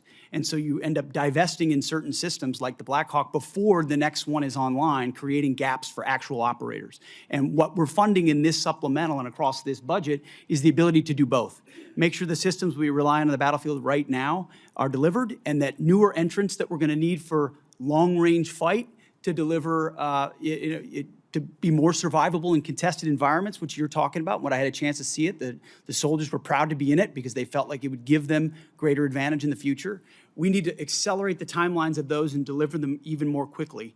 And when you allow new entrants with all the right incentives, those things happen, and it's happening in that program. Will that take place, I think you may have just said this, but will take place in this circumstance of the Cheyenne? I believe in this because of the policies of this administration, it is likely to do so. Just like the B-21, just like the F-47, just like so many other of our exquisite munitions that otherwise would have taken years and years to even get into development. We're moving those things left by, in some cases, years, so that we get them in the hands of warfighters who would need them right now and not held up in bureaucracy in this town. Thank you, sir. Let me turn to you, General Kane. The Department is requesting a significant supplemental to address the ongoing operational demands. Our adversaries are watching how we resource this moment. Beijing, Moscow, Tehran are all increasingly coordinating their activities and intelligence. In your judgment, do you believe our adversaries view this moment as an opportunity to exploit U.S. commitments elsewhere? And how does this supplemental ensure our deterrence posture and our commitments to allies remain credible in every theater all at once? Well, sir, thanks for the question. In my job, it's to look across the globe and look at the range of trade-offs out there. We are the strongest military in the world. Our adversaries still fear America's ability to project power at the time and place of our choosing. There is no doubt that they are aligning, as I've said before. And I think this supplemental and whatever funding structure the Congress, working with the executive branch, decides to structure and give us the capital, we'll use that capital to ensure that we sustain that, sir. You're assuring us that this supplemental and further efforts will reduce the risks to our nation and its national securities issues. Yes, sir. I view this, and I've spoken to some of you on the phone leading up to this. I view this as future investments to buy down risk, similar to what I said Marshall thought through in those heady days in 1940, where the need to invest capital early to deliver scale is an opportunity that I hope we don't miss, Senator. General, thank you. Thank you, Chairwoman. Senator Reed. Thank you, Madam Chairman. Secretary Rollins, I just want to reiterate a point that Senator Padilla made. We have $10 billion in this request for Midwestern farmers who are suffering because of the interruption of fuel and fertilizers because of the President Trump's war, unauthorized war. Yet, many states, blue states particularly, have submitted requests. Rhode Island has one. February, we had the worst snowstorm in our recent history, and we've been denied by the president. In fact, if you look at the numbers, 20% of blue states seem to get approved and about 80% of red states. I'm making a point, not asking a question. This is unfair. Thank you. Secretary Hegseth, on February 28th, when you initiated this war without authorization from Congress, the Straits of Hormuz was open and providing vital fuel supplies for the whole world. Now they're closed effectively, impacting globally the price of oil and the economies of the whole world. But the Department of Defense has been planning for potential operations against Iran for many, many years, and one of their obvious assumptions was that the Strait of Hormuz could be closed. Were you unaware of that? Senator, you are correct. Nobody plans more and looks at more contingencies than our department. And so, of course, undertaking a historic effort like this, of this scope and scale, of course, the Strait of Hormuz was front and center in every single aspect of that. Hence why one of our key objectives to begin with was to sink the entirety of Iran's Navy, which its conventional Navy was sunk. Now, you can't get rid of every single fast boat and every single machine gun and a fast boat or every single coastal cruise missile. So we acknowledge that if the state decided to become a terror state shooting at commercial shipping, that would be an ongoing and contested part of the battle, to include their willingness to mine international water. So one side weaponized the strait, and we've been fighting back the entire time. Completely aware that the Strait of Hormuz could be closed, and obviously sinking their ships has not affected their ability to effectively close the straits. We had U.S. boats that surrendered to Iranian ships under the Biden administration. So their Navy was effective in expeditionary ways in the past. We're talking about a war you started, not a situation in which oil was flowing freely. There was no conflict. We weren't losing personnel as a result of Iranian actions. So your fallback to the Biden administration is just a very, very obvious excuse for what I think is probably, as you described so often, gross negligence. You did not fully inform the president that you would be in a situation where the Strait of Hormuz could be effectively closed, oil prices could surge, and effectively the Iranians could maintain their ability to strike back as they are right now. They just killed some of our servicemen last weekend. This battlefield and all the dynamics of it, of which the chairman and I are responsible for ensuring the president understands every branch and sequel of what could happen, and we did. So the fact that those contingencies all were part of the possibility, and we understood that, is all the more reason why President Trump deserves the kind of praise he should get for undertaking this effort, having the courage to ensure that crazy Islamists can't have a nuclear weapon to hold us at issue. And he's been willing to stay committed to that regardless of the challenges. Excuse me. So he should be praised. He should be praised for starting a war without authority, creating a situation in which the world economy is suffering tremendously. We have to have extra money for our farmers. And we have no outcome, at least no realistic outcome in sight yet. Let me switch to General Kane. General Kane, these airstrikes have not yet deterred and defeated the Iranians. Do you think airstrikes alone will do that? So I think academically, as you look across the totality of history, air power's got limits, and we always have to be mindful of those. I think where America's area of exclusivity is when we bring the totality of the diplomatic, informational, economic, and pair that with the military, and there's a lot of that work going on. Well, the military, the next step would be escalation by ground combat. Do you anticipate that escalation? Sir, I think it'd be unhelpful for me to opine on hypotheticals. What I can tell you is we always develop an unbelievable amount of options and the associated risks, and then my main job is to always ensure that leaders understand those options and the risks. Now, if you employ ground troops to seize objectives, which I would assume would be the first stage, are you prepared for an extended guerrilla war, which would likely happen in that area? Sir, with all due respect, I think it'd be unhelpful for me to opine on hypothetical situations on whatever decisions the president may or may not take in the future. Have you advised the president that a ground combat would be very expensive in the lives of our soldiers, sailors, Marines, airmen, and also could probably lead to an extended unconventional war in that area? I don't see the Iranians sort of throwing their hands up saying, you know, welcome to Iran. Senator, I always advise the president on a range of military options and all of the risks that are contained within that, but I have to keep my military advice to the president private, sir. But, well, thank you. Thank you, sir. Senator Hoeven. Thank you, Madam Chair. Secretary Rollins, I want to thank President Trump, and I want to thank you for including farm bridge assistance in this supplemental request. I know I've worked very hard to get it included. I know you have worked very hard to get it included, and I want to thank you and your whole department for your work on it and for this vital support of our farmers and ranchers. What I want to ask you about, though, is actually crop insurance. The number one risk management tool that our farmers have is crop insurance.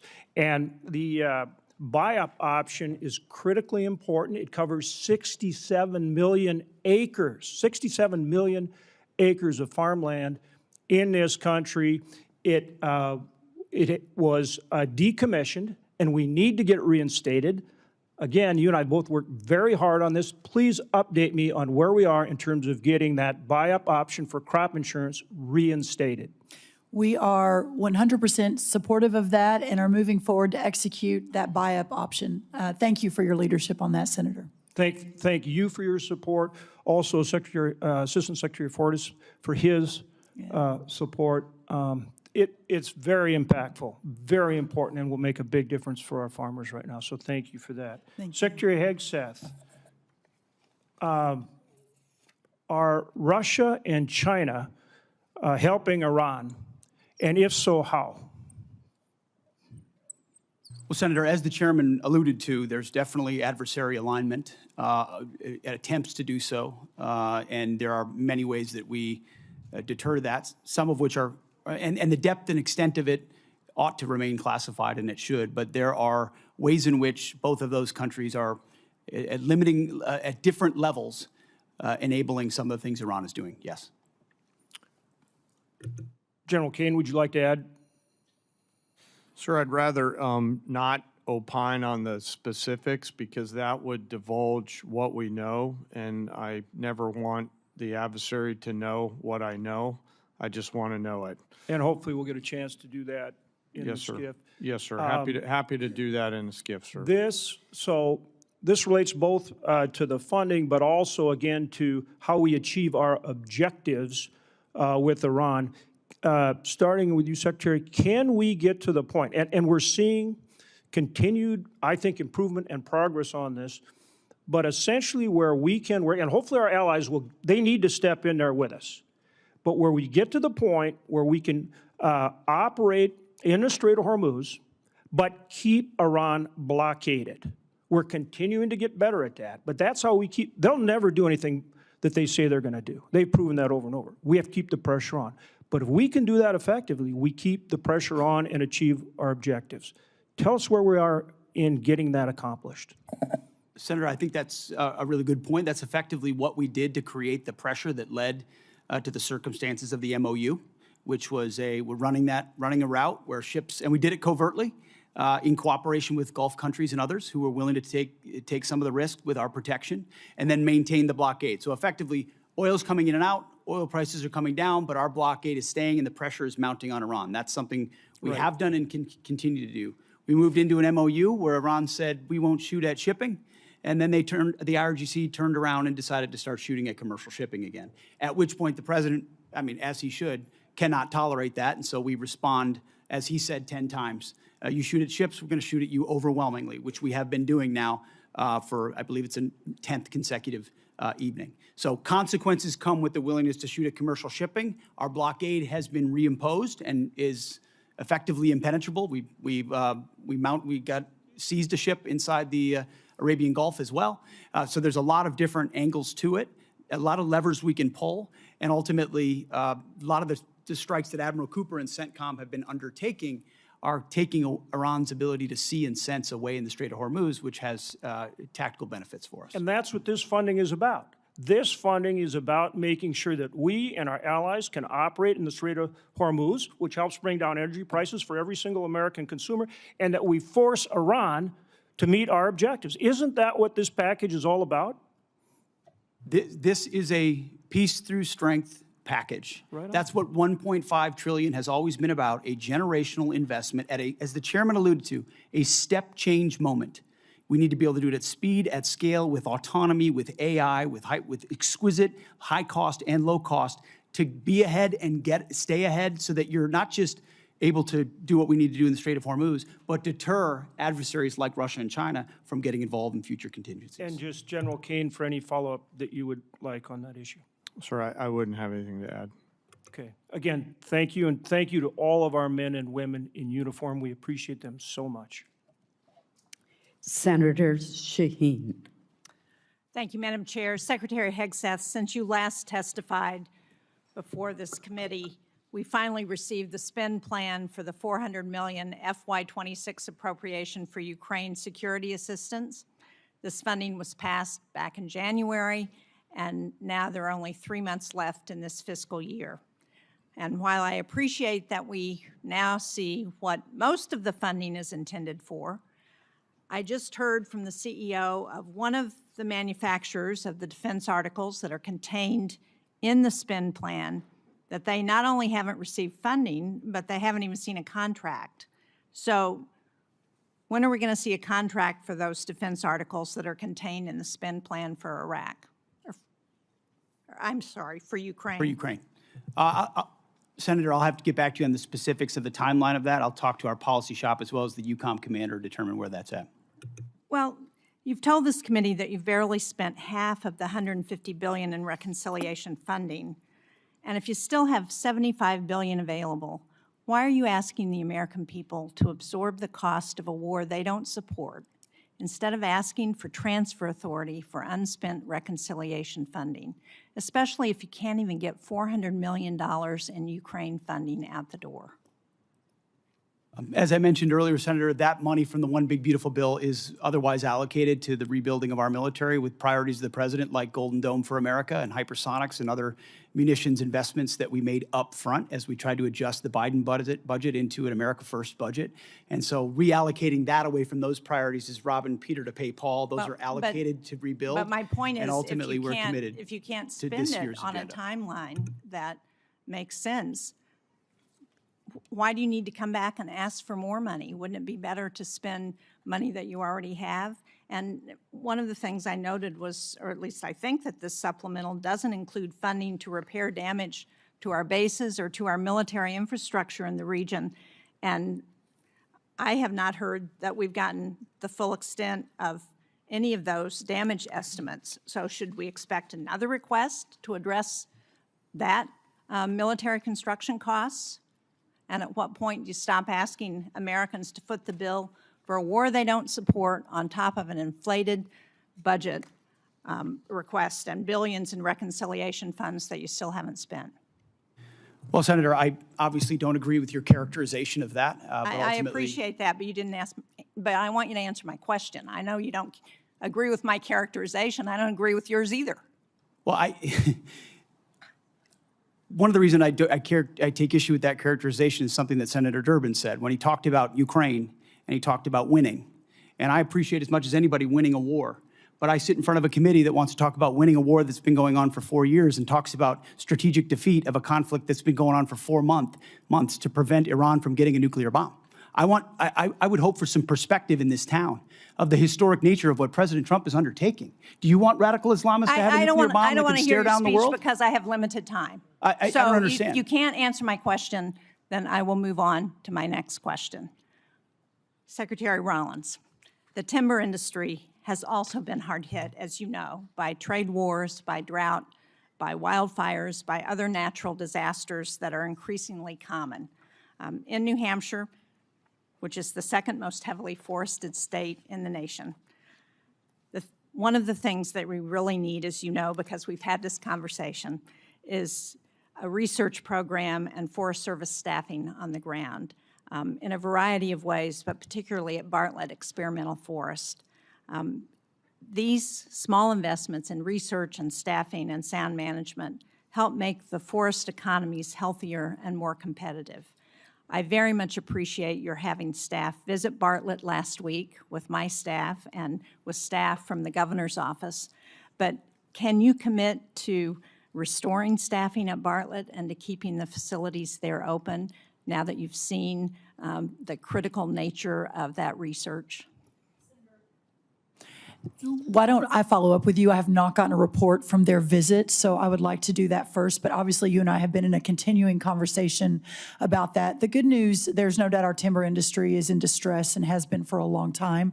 The fact that we import 90% or something from other countries of our lumber needs is crazy. We're changing that.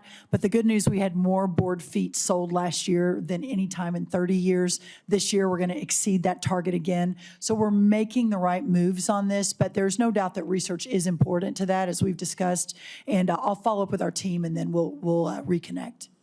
Thank you. I appreciate that. As you pointed out, research is critical to ensuring that the timber economy continues to be successful. Thank you, Madam Chair. Senator Kennedy.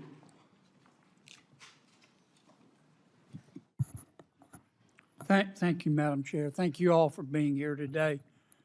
General, in the war between Russia and Ukraine, who do we want to win?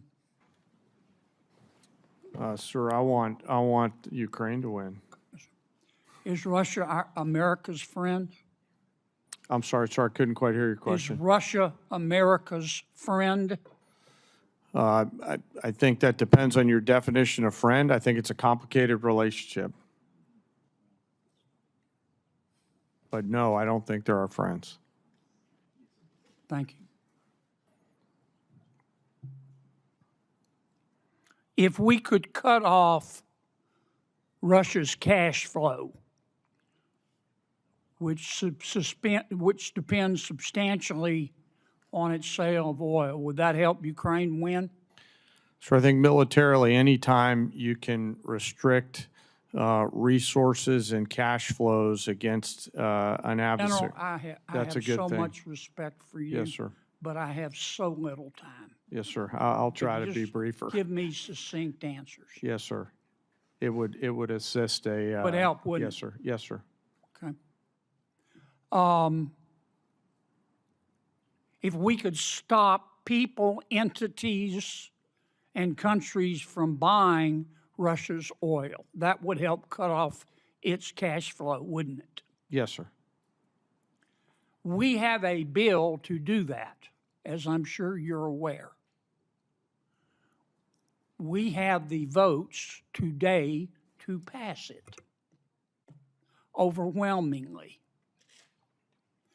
I also have enormous respect and admiration for our majority leader, Senator Thune. But I hope everybody on this panel will today contact Senator Thune and ask him to bring that bill to the floor. We should vote on it at a minimum of next week. Some of my colleagues, General, want America to just stop in Iran. End the blockade, bring all of our warriors home. What would be the consequences of that, in your estimation? Sir, I think termination criteria is always a political decision. However, I assess that Iran will continue to be a challenge moving forward, so we have to be thoughtful Will about they that. put tolls on the strait? I don't know, sir. That's a decision that's a hypothetical and will depend on what happens It's not in the future. hypothetical. We got a blockade to stop them. We do, sir. That's General, putting I want you economic to look me pressure in on the eye. Iran. I'm not asking you for, I'm not trying to get you in trouble. I know your advice to the president is private, but this is serious as 4 heart attacks and a stroke. Now, what happens if we come home and end the blockade to the world? Sir, Iran has the potential to continue to be a threat, and we will need to prepare military Will they options to toll do the that. strait? Sir, that's a hypothetical question, and I don't know the answer to that. Oh, it's not hypothetical. We come home. It's not going to be hypothetical. You know that, General, and I do too. And I appreciate your discretion, but we're down to it. We need some hard answers and some straight talk. What'll happen, Pete? Senator, I would agree with the chairman, but the likely outcome is they would try to impose their will on the waterways in ways that the world would not like. Call it a toll, call it a fee, call it an exchange, call it control. They would do something that they would try to hold it at issue. Yes, sir. Would they try to commence development again of a nuclear warhead? Part of the reason President Trump had to have the courage to do what he did after Midnight Hammer is that they didn't give up their ambitions even though their nuclear sites had been obliterated. So this is a regime hell-bent on nuclear ambitions, and Guys, President Trump's been willing to go after them. We need straight answers. Do we have the ability to destroy whatever is underneath Pickaxe Mountain? Senator, a lot of our capabilities are classified, but if anybody in the world can reach anything on God's green earth, it's the United States military, the most powerful military in the world. It's all about options and trade-offs. All right. I'm going to take a little extra time because others got it, Madam Chair. I won't abuse it. Secretary, are shrimpers farmers? Absolutely, yes. They're farmers of the sea. Are oyster harvesters farmers? Yes. In this USDA, yes. Are they having to compete with other countries who grow oysters and shrimp in a ditch and shoot them full of antibiotics? 100% yes. And if you eat too much of that foreign shrimp and oysters, you'll grow an extra ear, won't you? I'm not sure about that, but I know it is not good. And I also know we import 90% of our shrimp. Why aren't we inspecting the shrimp and the oysters from abroad? Well, it goes much larger than that. Why are we importing so much from abroad, which goes to the president's trade agenda? I'm in big trouble. Yes, you are.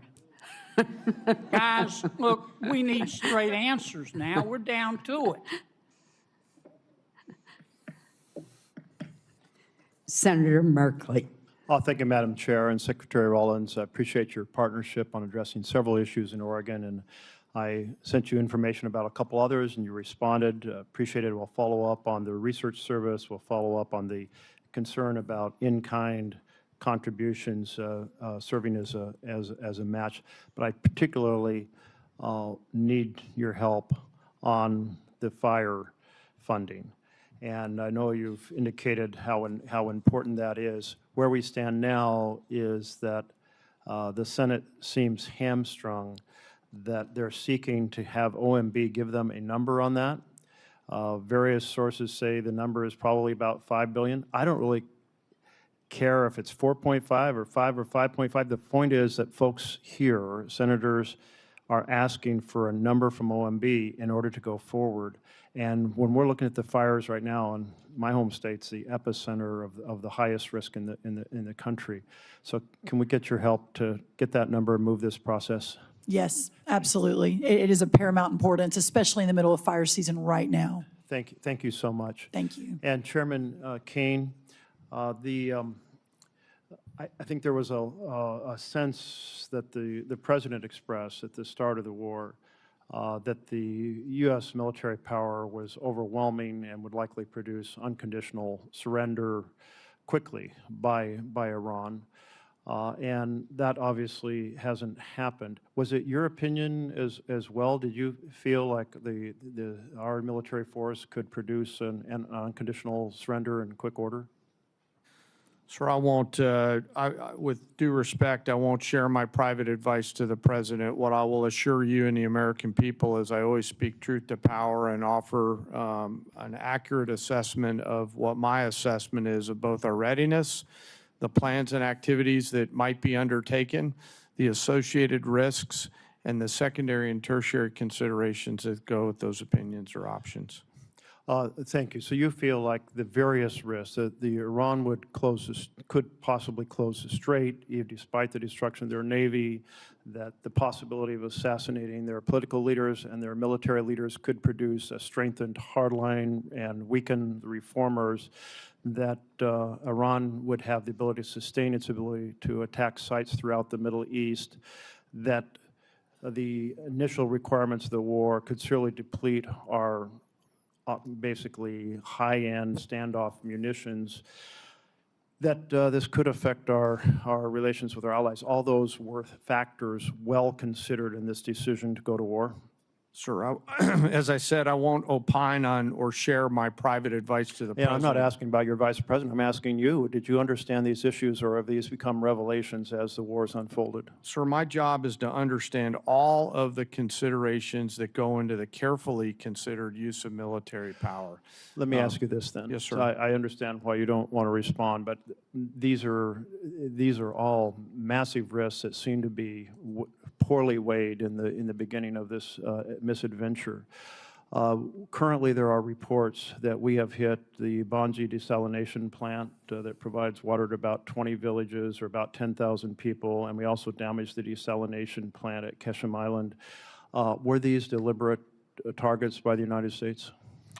Sir, I'm not aware of those as being particular targets, nor am I aware of those reports, and I'll have to go back and get back to you on that. If you could, I'd appreciate that. You are aware that infrastructure that civilians rely on to survive is not generally considered legitimate military targets?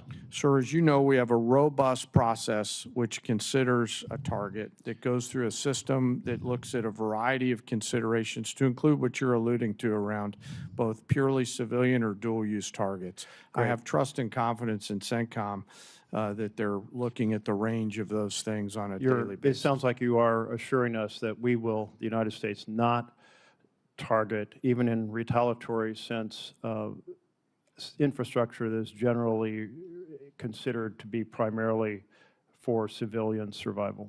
Sir, as I mentioned, we have a robust process, and we have the most professional military force. It'd just in be the world nice that to have follows you the say law. yes, because this is It follows the international law. Yes, if sir. you It follows understand the the law. international law.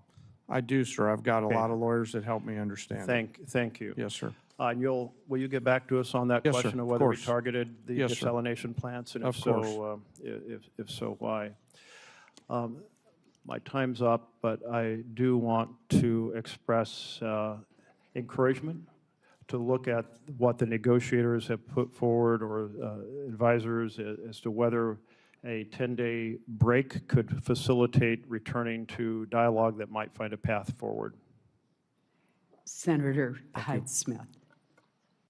Thank you, Madam Chairman, and I want to thank all three of you for being here today. I am going to direct my first question to Secretary Rollins, and again, I want to commend you publicly for the outstanding job you're doing at USDA. You know, this is my world. As former Ag Commissioner, I hear from a lot of producers in Mississippi, and they are so pleased with your performance, and that is just truly genuine right there. But I'm pleased to see the administration's supplemental request as for ag producers, because before I comment on that, I just want the entire committee and administration to take note of the tremendous timber losses as well in places like Mississippi due to winter storms and the tornadoes we've had there. It is significant, and I certainly look forward to working with you with the concerns of the timber sector. Regarding this supplemental, you know, our row crop producers, as you've mentioned in your opening remarks, they are truly in a serious situation.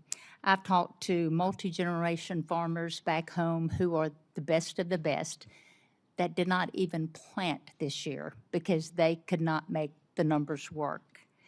And producers in Mississippi and nationwide, you know, we continue to face these economic conditions. They're not going away anytime immediately or soon, but we've seen the commodity prices drop and the input costs just go through the roof. If we want the next generation to stay on the land, Congress, we're going to have to take this opportunity to provide this critical market assistance for our farmers and enact policies that build structural demands for commodities like the Buy American Cotton Act, that year-round E15, all of which would make the paths better, more favorable for these producers going forward. But I appreciate the administration's effort to this date, including the Farmer Bridge Assistance Program that was so valuable, implementation of the updated Farm Safety Net with Working Families Tax Cut Act, and now the supplemental request before Congress. But will you speak to why it's critical for Congress to act swiftly to pass this supplemental and the need for us to pass legislation that drives the demand for farmers' products. Yes, thank you, Senator, for your kind words. A couple of really important points. Number one, as we work to open the markets around the world, and we're seeing, as I mentioned in my opening remarks, just extraordinary numbers. That $50 billion agricultural deficit we inherited a year and a half ago is now down into the 20-ish billion. We expect it to go down significantly this year. Again, the highest price we've seen in over a year in corn is today, and soybeans is today, et cetera. Your point, Senator, about opening up the domestic markets is really important, whether that's E15, renewable fuel standards. Obviously, the RVOs came out, which is a reason for the drive up in some of our row crop prices in the last month, which is really important. But also, as I mentioned, bringing the cost of inputs down. We are expanding fertilizer, the largest ammonia plant. We're going to break ground in Louisiana in 2 weeks, reshoring, bringing back to America real fertilizer production. And then also the long term, we got to figure out how we are doing these supplementals and these bridge payments, which we have to do for these farmers to survive. But what we're seeing is just survival. And we're seeing a lot of the input companies, equipment, seed, fertilizer, make record profit. So we've got to be able to dig into that as well. But as of today, ensuring that we can keep these farmers farming while we're opening the markets, while we're bringing down the cost of inputs, is paramount for a secure America. And that's why this is so important today. Thank you very much for that. And Secretary Hegseth, thank you for being here and the amazing job that you're doing. I have the utmost respect for you, your team, and what you're accomplishing. But I as well am committed to ensuring that our warfighters have all the tools necessary to accomplish the mission in Iran and whatever else that they need to defend our nation's interest. The supplemental request is in line with that goal. And I'd like to shift my conversation right now quickly to shipbuilding, which is extremely important to the state of Mississippi and our country's ability to protect itself. The President's FY 2027 budget requests funding for one DDG 51, while Navy leaders have said their goal remains to build 2 destroyers a year. And at the same time, the department is exploring options for using allied shipyards and overseas fabrication in future naval construction, which raises questions about the long-term role of the American naval industrial base or shifting work away from domestic shipbuilders. Shipyards like Ingalls in Mississippi, which I would love to invite you down to there. It is amazing, and the thousands of suppliers and small businesses they support, they need the confidence that the work will be there so they can invest in new facilities, hire and train skilled workers, and expand capacity that we will need in the future. Will you help or talk to us about the department's short and long-term shipbuilding plan and how it gives industry the confidence to invest? You just made the case for this generational investment because of the underinvestment, Senator, in shipbuilding in the previous administration. Just static, flat, bureaucratic, slow. We're having to revitalize that industry. And one DDG is a reflection of a backlog in capability. So as we ramp on more capacity, those numbers of DDGs, the workhorse of our Navy, will go up as we grow that force. The Senator's time has expired. Thank you. Senator Coons. Thank you, Chairman Collins, Ranking Member Murray. Thank you, Secretary Hegseth, Secretary Rollins, General Kane, for your service. I want to start with the things I know we agree on. We agree that we should honor our fallen, that we should stop and remember them and console and comfort their families, that we should be mindful of the hundreds of Americans who've been wounded and injured in this war in Iran. General Kane, your observations about how our adversaries are aligning more and more closely. Technology is accelerating, and cheap and lethal and easily accessible drones pose greater and greater risks to our troops, our homeland, and our security. And Secretary Hegseth, that we need to protect our troops wherever our president directs them, that we need to protect our partners and allies, and that the dangerous radical Iranian regime should never possess a nuclear weapon. I think we agree on all of these core basic points. Where I think we may disagree is on this supplemental and on the strategic choices made to achieve some of these core goals. We're 143 days into a war with Iran, a war of choice that we started with Israel, but did not include, consult, or incorporate our core allies, our NATO allies, our regional allies, the American people, and Congress. And the reason to consult and include our allies and Congress and the American people is so that when the costs and the length of a war extend beyond what we'd initially imagined, the American people and their representatives in Congress understand that sacrifice and can continue to support it.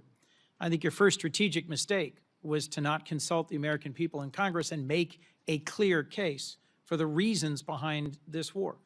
There have been many, lots offered, and I think our military has executed on the core missions: attack ballistic missile sites, sink the Blue Water Navy, attack their proxies, constrain their capacity. But I frankly think it was entirely foreseeable that Iran would close the Strait of Hormuz, would use cheap, lethal, widely available Shahed drones that they've led the world in manufacturing to attack our bases, our troops, our partners and allies, and impose real costs. Higher costs in fertilizer, in fuel, higher costs for the world, and tragically, increasingly higher human costs for us and for our troops. So, two questions, two general lines of questioning, if I could. Mr. Secretary, your question says, without these supplemental funds, we will face critical shortfalls that threaten our ability to pay our service members and sustain global operations without disruption. You've been asked repeatedly, there's $75 billion appropriated but unobligated. Can we really not avoid critical short-term shortfalls? What does that mean about the budget management within the department in terms of unexpected and unbudgeted wars? First, Operation Southern Spear, and then Operation Epic Fury. I would just note, I was sort of updated, 95% of that One Big Beautiful Bill funding will be allocated by the end of September in accordance with congressional intent. So these are things we said we would spend, and we told you we would spend them on, and we plan to spend them on those things by the end of September. So this is a new request based on new realities of a world we face, stepping up to meet that moment. And forgive me, Mr. Secretary, but that's news to me, that $75 billion will be out the door, allocated and spent by September. And I was simply questioning how we have ships running out of fuel in the open seas and planes being grounded and I didn't say ships were running out of fuel in open seas or planes were grounded. I'm saying we have to make trade-offs. Maintenance accounts are running everything out our of troops money. need on the battlefield, they're getting in spades and beyond. It's ultimately looking into the future. Can we invest above and beyond that, the types of munitions, fast enough as we upgrade and modernize our force? That's what's at issue here in this $1.5 trillion, this supplemental and any other additional funding that comes. Two quite different things: a $1.5 trillion base budget request and a now $76 billion supplemental. And I was simply going to point to Department of Homeland Security is sitting on nearly $100 billion in unobligated funds. You haven't requested reimbursement for the millions of, frankly, billions of dollars the department has spent on law enforcement. Second, we requested reimbursement and are getting a substantial reimbursement from DHS. That's good news, and that's news to me. And frankly, as we reflect on the service and sacrifice of those who put their lives on the line of this war, one of the things I've raised over and over and over is the ways in which this administration has dragged its feet on partnering with Ukraine in order to deploy the best-in-class sensors, detectors, and counter-drone systems to protect everything from Dover Air Force Base to our bases in the region, to our troops, to our partners. I want to see you focus on accelerating the defense of our troops and our nation, focus on accelerating the defense of our troops and this region, and a strategy that has a real chance at succeeding at the goals that we agree on. Because the strategy followed, I think, has no credible likelihood of success. Senator Britt. Thank you, Madam Chair. Appreciate all of you being here today. So since the beginning of the Putin's aggression into Ukraine, this body has passed 5 supplemental bills funding different portions of that war. You mentioned in your opening, Mr. Secretary, about not getting those munitions that had come through this body quick enough to Ukraine, and also being able to replenish those here at home. Can you talk a little bit more about that? Because I remember the previous administration dragging its feet after this body gave them directive as to what to do. So can you shed a little bit more light as to what you were talking about in your opening? Well, thank you for that question. Sometimes we forget recent history, which under the Biden administration, there were 5 supplemental requests for Ukraine, which almost every member of this body voted for to send rapidly in a bipartisan fashion for something that this committee and the administration deemed to be urgent. President Trump may take a different view, but that was the view of the Biden administration. And real quick, wouldn't you say it would be urgent to make sure that our men and women in uniform right now have everything that they need? I would argue providing for American men and women as opposed to Ukrainian men and women is a higher priority for the United States Senate. So 5 supplementals that went to Ukraine, as good as that cause may be, why is that righteous to do? But funding troops in harm's way right now, given the threat and what they're undertaking, this is a partisan exercise. And so, it's hypocrisy. And I appreciate Secretary, you pointing it out. Real quick, Madam Secretary, question for you. When the Russia-Ukraine war started, we saw obviously costs go up around the world. In particular, in that region, we know that the supplying of fertilizer, was tremendous. We also know Ukraine was top 5 when it came to wheat and corn and other things that we utilize, across the globe.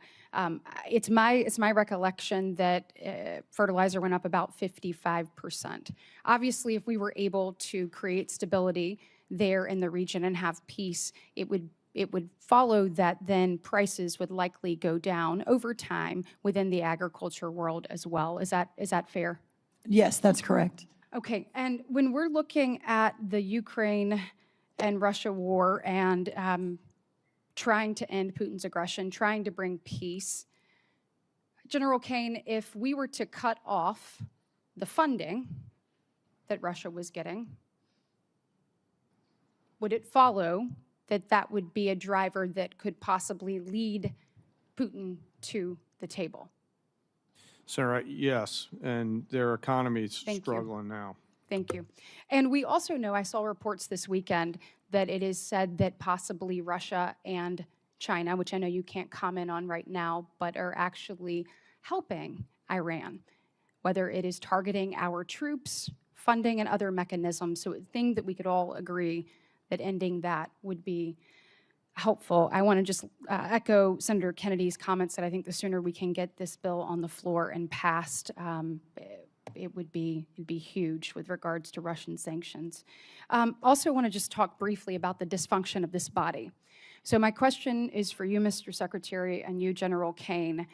I would have to think that our adversaries, and I believe that we need to fully fund our military, making sure that our warfighter is the best ready, trained, and equipped across the planet. I think we have an obligation and a duty to not only meet the needs of the moment, but to also look at what's to come and be preparing for that. You talked about an insurance policy. You talk about what we need to do. Then now is the time to do those things. But I would have to think that the dysfunction of this body, whether it's the full shutdown, a partial shutdown, not being able to pass NDAA, not being able to pass FISA, I would have to think that our adversaries look at that, and it gives them a little bit more credence as to what they're doing abroad. Can either one of you comment on that? Thank you, Senator. That's why I have said, and I will continue to say, that the inability to properly fund this department, the Department of War, is probably the single greatest threat our nation faces. Whether or not we will make a generational investment in not just winning the wars currently, but deterring the wars of the future, given the step change in technology of this moment and the underfunding of the previous administration. You didn't mention continuing resolutions, which is a whole nother way our department has foolishly budgeted. So I appreciate you highlighting that. It's very true. Yeah, and General Kane, question for you. Obviously, a shutdown is a terrible thing for the Department of War and the men and women that you oversee, but I would assume that a CR is not much better. Can you comment on the effects of that? Ma'am, the department's done a lot of work to bind together founders, funders, and fighters as we look to the challenges that we face in the future, and a CR would hurt badly the effort to properly arm the joint force. I hope we can work together to do the right thing. Thanks. The people are depending on it. Senator Schatz. Thank you, Chair. Thank you, Secretaries and General, for being here. I want to start by paying my respects to First Lieutenant Tyler Feehan of Eva Beach, Hawaii, who was among those killed in Jordan this weekend while serving our country. His courage, selfless dedication, and unwavering commitment to duty reflect the very best of our armed forces. We extend our deepest condolences to his family, his loved ones, his fellow service members, and remain forever grateful for his sacrifice. Secretary, about 190,000 people in the state of Hawaii, believe it or not, voted for Donald John Trump. And I know a lot of them, and I represent all of them. And one of the reasons that they were enthusiastic about Donald Trump, and you, Mr. Secretary, was they thought that we were going to have a new foreign policy. And that I think, I'm paraphrasing, but I think you characterized yourself as a reformed neocon or some such thing. And people were pretty thrilled about the idea that we were going to, that America First in their mind meant that we were going to not do this kind of adventurism. And so I don't want you to answer me, I want you to answer them. And I want to walk through the sort of stated objectives of this war at the outset. Regime change. We now have a younger and more radical regime. Depleting, eliminating their conventional missile capability. It's true that we've depleted their conventional missile capability. It's also true that anything the Department of War sets out to do, it usually succeeds at. So the question is not, do we kick ass? It's when do we decide to use kinetic engagement to extend our power across the globe. And it's clear that Iran still retains enough conventional missile capability to attack our bases and our interests in the region. Now, it's true that the Blue Water Navy is destroyed. It's also true, and you know this, that the IRGC has something that you may not call a navy, but it's got capabilities to touch us with drones and missiles and lay mines in the Strait of Hormuz, preventing their nuclear capability. It's also true that if you bomb the crap out of a place, they're going to have less capabilities by the end of it. But it's also true that we have not eliminated their nuclear capability, and whatever duration we've set them back actually pales in comparison to the, and I'll say it, the Obama nuclear deal, which we did without having to put our people in harm's way. And then the last objective, which has become a new objective, is open up the Strait of Hormuz. But the Strait of Hormuz was open before this war started. And so you tell my constituents why this war is going so well. I think you did accurately portray me as a reformed neocon, and members of our generation in Iraq and Afghanistan watched administrations on both sides try to project some remaking of a society in the image of America that spent thousands of lives. I mean, in Iraq, 15, I don't know the exact number, but tens of thousands between Iraq and Afghanistan, men and women lost. President Trump said, we're not fighting stupid wars like that again. And he hasn't. That's why we haven't been trying to remake Iranian society, but simply in a realist, America First way, ensure they never have a path to a nuclear bomb, full stop. And he has said as a candidate, and he said as a private citizen, Iran can never have a nuclear weapon because radical Islamists with nuclear weapon will wield it over our head in perpetuity. Secretary, so President Trump ran on fighting wars differently, and we're doing so overwhelmingly. And he was very clear as a candidate that Iran can never have a nuclear capability. Yeah, so I think he's directly on par with exactly what he said. Let me get a question back in here. I think we're understanding the limits of air power here, because we're basically at a stalemate. Someone says the Strait of Hormuz is closed, and we say, well, we got a naval blockade, and we're just going to see who blinks first. And the truth is, in order to sort of change the balance here, change the equation here, some kind of escalation would have to be considered. And if you're taking that off the table, then we are in a holding pattern. And I go back to the original 5 objectives, and none of them have been met. Some of them have changed, but none of them have been met. And with gas at now 402, with the Brent crude hit 90 today, up from 70 2 weeks ago, gas up about $1 nationwide, about $1.50 in the state of Hawaii, people want to know, why are we even doing this? Senator Fisher. Thank you, Madam Chair. Secretary Hegseth, I appreciated your perspective on the focus on the 4-year war in comparison to a 4-month war with a nuclear adversary. And I thought it was very well said. Thank you. If we want to support Ukraine going forward, I think the best way to do that is to dramatically increase munition production. And we need more interceptors. We have to be able to move forward. So do our allies and our friends. And let me emphasize that this supplemental does that. This is what we're talking about here today. It's one of the things that we're talking about. As a member of the Armed Services Committee, one of my priorities for over 5 years now has been on munition production. General Kane, what happens if Congress doesn't fund this $21 billion request for additional munitions? Well, ma'am, there's been a lot of work done by the department to partner with the private sector. I'll acknowledge some of the efforts that the private sector is doing to utilize their own capital to facilitate factories. If we don't, as a team, figure out how to properly fund the department, then we're not going to get the munitions, and there's going to be a lack of shared risk between the federal government and the private sector. And I think we're at a point in time in our history where we need to partner. We need to find an ability to share risk. We need to be better sellers and buyers on both sides in order to make sure that the young all-volunteer force has the weapons that they need before they are asked to go do something. What you're saying is we need to be prepared as a country. Yes, ma'am, and I hope, as I said in my opening statement, that we will find a way to make sure that we seize this moment in this time in history to ensure that we've got the right mix of munitions, high, low, scale, autonomous. What's your plan B if the supplemental doesn't pass?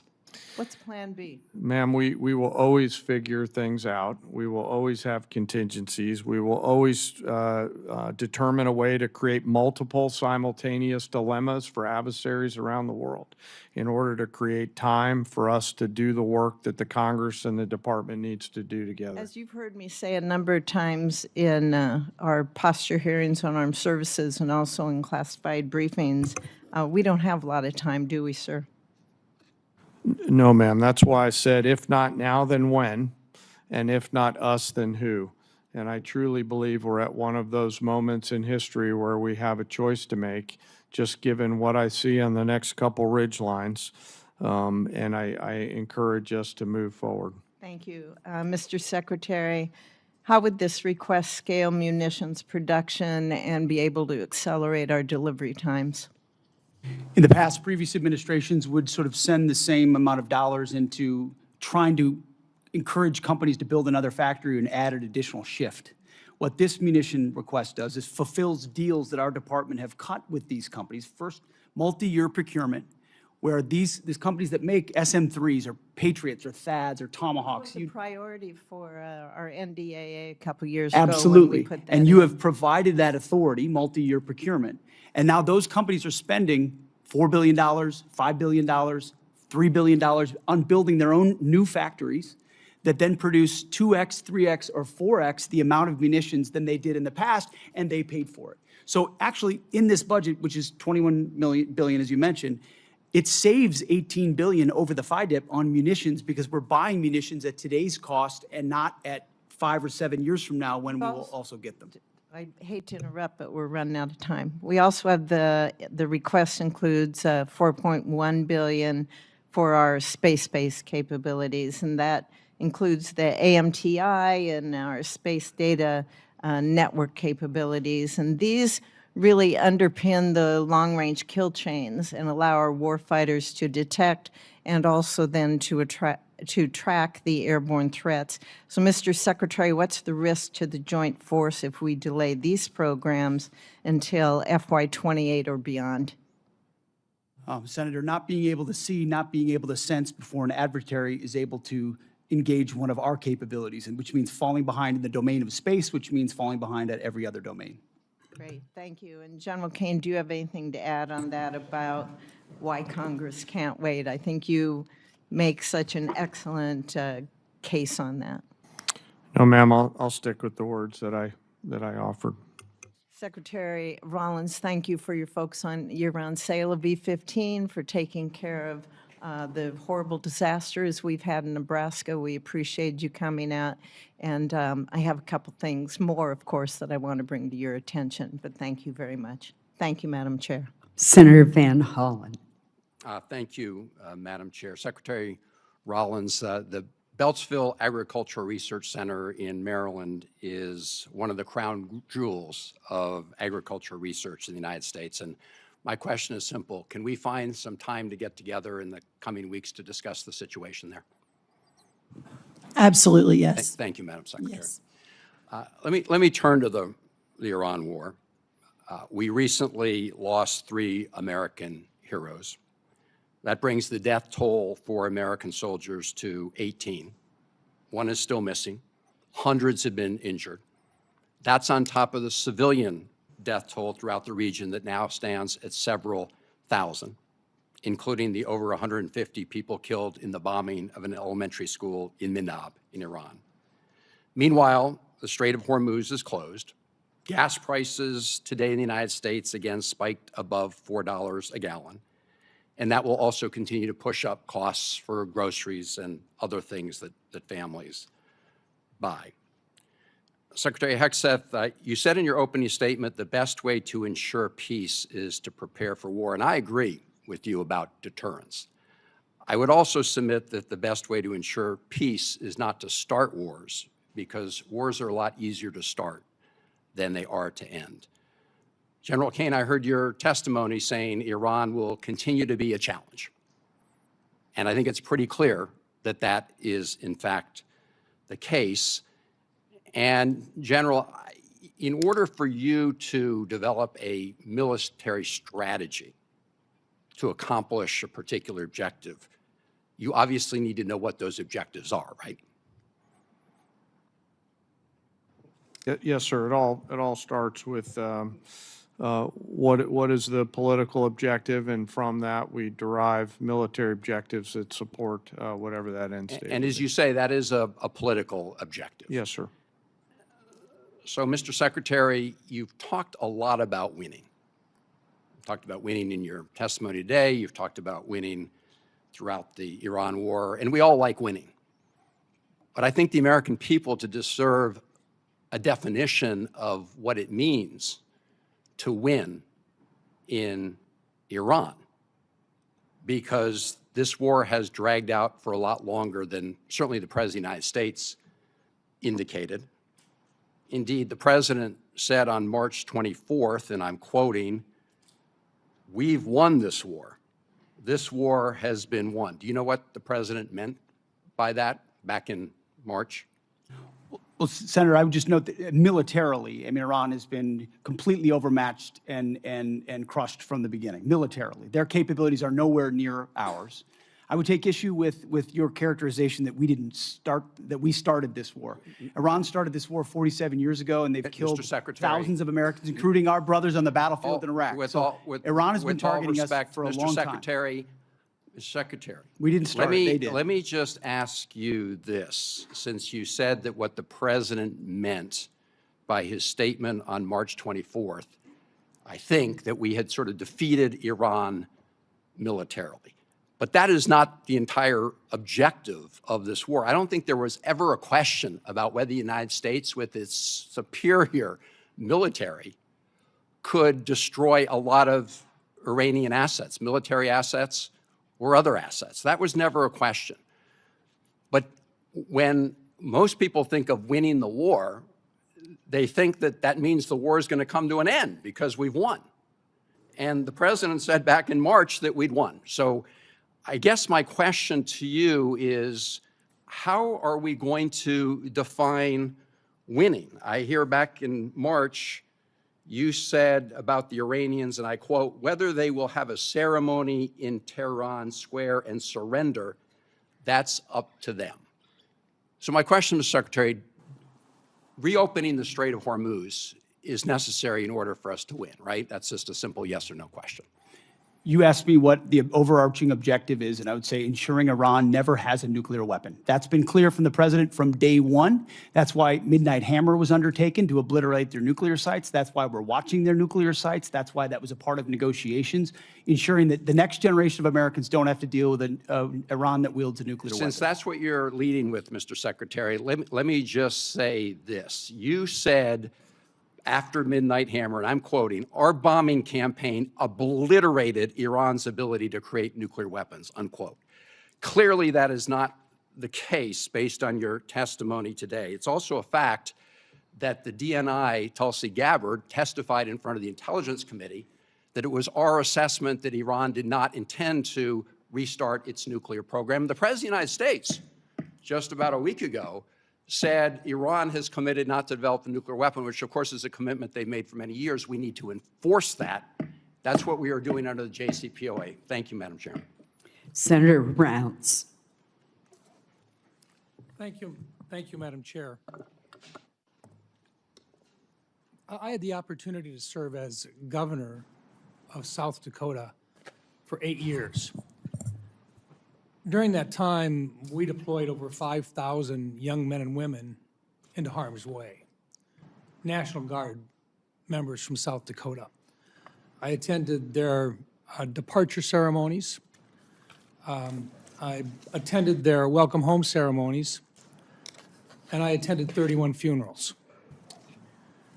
One of the main reasons that I decided to come to Washington was because I never wanted to see young men and women going into harm's way again if they didn't have the best leadership, the best training, and the best equipment possible. Now, this body, the Senate, with regard to the Iranian war, to date, this body has chosen not to impose war power limitations on the president, nor have we pushed for the withdrawal of forces from the theater. I think the decision to take out Iran's nuclear program and their missile production capacity was the right one, and it should have been done a long time ago. But when the president did that, we also assumed that there would be risk involved. And when you put young men and women in harm's way, you want to do everything you can to make sure that you get in, you get the job done, and you get out. I think that's what we talk about.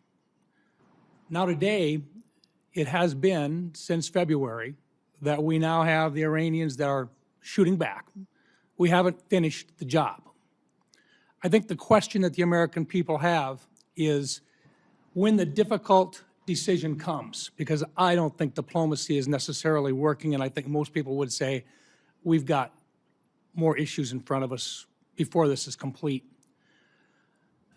For General Kane, when the time comes and the president is asking for the decisions about the options available to him to appropriately end this war favorable to the United States and to take care of this problem permanently, are you prepared to provide him with the appropriate options that he is going to have to make a decision to choose from? Sir, I always provide the president with appropriate options and risks that he can choose from. And those options that he will have to choose from will cost money. And that's our role here. Because if we don't do it right, young men and women die. Yes. My question to you, sir, is this. You've offered a supplemental request, and I recognize that it's part of a $1.5 trillion overall. But is this enough money to get the job done, or is this going to just get us far enough until we've got to come back in here, and in the meantime, we may very well not have these young men and women out of harm's way yet? That's my question. Sir, I want to first start with recognizing your 31 fallen from home and mourn their losses. We carefully consider the use of military force every single day. And the most important thing that I do is make sure that the President and the other leaders understand the risks and carefully consider the Dover test, a place you've been many times. And that is, are we willing to go to Dover, as we will tomorrow, to bring back the fallen? I can't answer the question on what it will cost because the enemy has a vote. What I'll commit to you as this plays out, we'll make sure that the Congress is informed, but because I'm not quite sure how this is going to play out yet, it would be unwise for me to comment on what a future cost may or may not be, depending on what they choose. In general, you will provide a plan to Congress at whatever the appropriate classification level is on what resources are required to execute what the President's intent will be to successfully end this conflict. Sure, I will always make sure that, as we have, that we're moving data as appropriate to Congress. Yes, sir. Okay. Let me come back in just in terms of follow-up on this a little bit. Some have criticized Operation Epic Fury for expending many of our munition stockpiles. Were our munitions, the inventories of those munitions, and the capacity of our munitions industrial base sufficient for great power competition with near-peer adversaries like China prior to Operation Epic Fury? Secretary Hegseth? Senator, as I laid out, because of the previous administration, funding shortfalls, munitions transferred to Ukraine and not replaced, and then ignoring threats, it built a lot of risk that requires this kind of investment. So you'd look at the $67 billion alongside the remainder for 1.5. That's the kind of generational investment that not just matches peer adversaries, but far surpasses them, which I think is your expectation, having been to those ceremonies, which is mine, having been to them and going to them, is that we give everything possible to the warfighter that they deserve. Senator Heinrich. Thank you, Madam Chair. Thank you. Thank you, Madam Chair. General Kane, our military is the best in the world, and so I don't think any of us should be surprised with the technical execution of its attacks on the Iranian regime's forces. They've been flawless. What I don't want us to confuse is flawless technical execution with long-term strategic success. And I think one objective that is relatively modest, because it puts us back to where we were when we started this, but nonetheless is incredibly important as a critical objective, is that I want to see the strait open again, and I want to see it open where shippers can transit that strait without being extorted by Iran.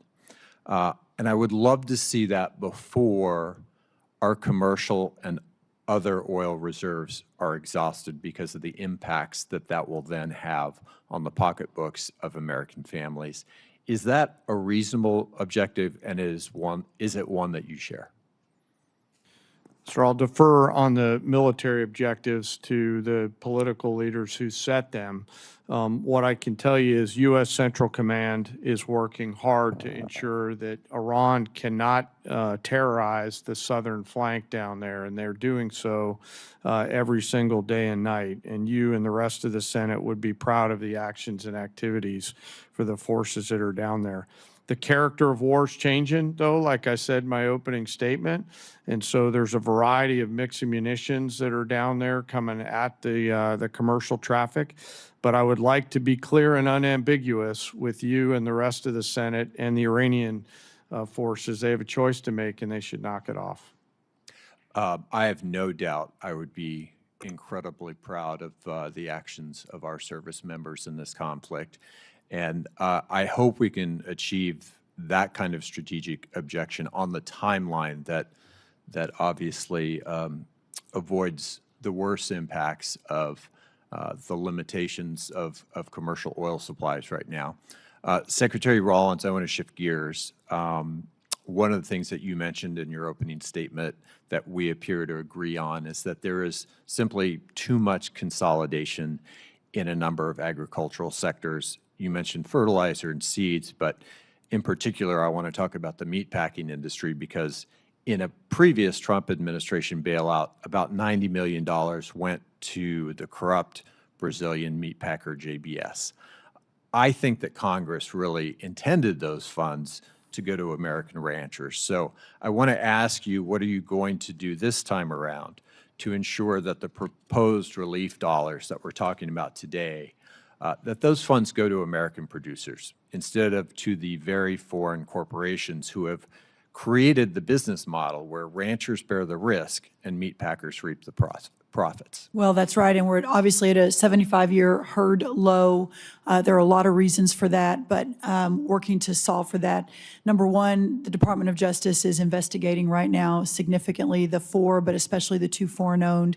Number two, USDA is investing significant funds in deconsolidating packing and supporting mid-size and smaller packers around the country. I know that wasn't your question, but just to answer the bigger question, which is a really important one.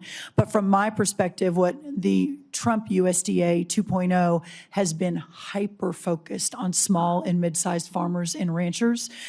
We have worked really hard on the $40 billion that has already moved through to make sure that that goes to where it is intended, which is not multinational foreign agricultural corporations. I very much support the efforts of the Department of Justice. I think there is a very important antitrust case to be made here. At the same time, I've watched as your department has rescinded 3 important rules that were put in place to protect farmers and ranchers from unfair practices by the large meat packers. Those rules were supported by the American Farm Bureau and the National Farmers Union. Explain that discrepancy to me. Which rules? I'm not tracking. The inclusive competition and market integrity rule, the transparency in poultry grower contracting and tournaments rule, and the poultry grower payment systems and capital improvement systems rules. The packers and stockyards, I think is what you're talking about. So we are executing an additional review on that. I think that the point is very well made, that sometimes that inures to the benefit of the larger corporations. As I have begun to make a larger case and a more vigorous case in the importance of deconsolidation, we'll be taking a second look at that. And I would love your input. And I would very much support deconsolidation. Thank you. Senator Hegseth. Thank you, Chair Collins. Thank you all for being here today. In my brief time in the Senate, I've learned that we're really good at embracing our oversight role, but oftentimes there are many people who don't want to do their jobs in terms of funding the government on time and actually doing the work that we're supposed to do as appropriators. And I'm not for blank checks. I believe everybody should be accountable, but I also believe we should do our job. And now we have a supplemental funding request that we're discussing today. We're waiting on getting an NDAA done. Despite the chair's best efforts to facilitate forward an appropriations process, there's question of whether that will get done on time in September. And my question, start with you, Secretary Hegseth, just to talk a little bit about what the consequences of failure, what this really means to not do this on time, because I've talked to defense contractors.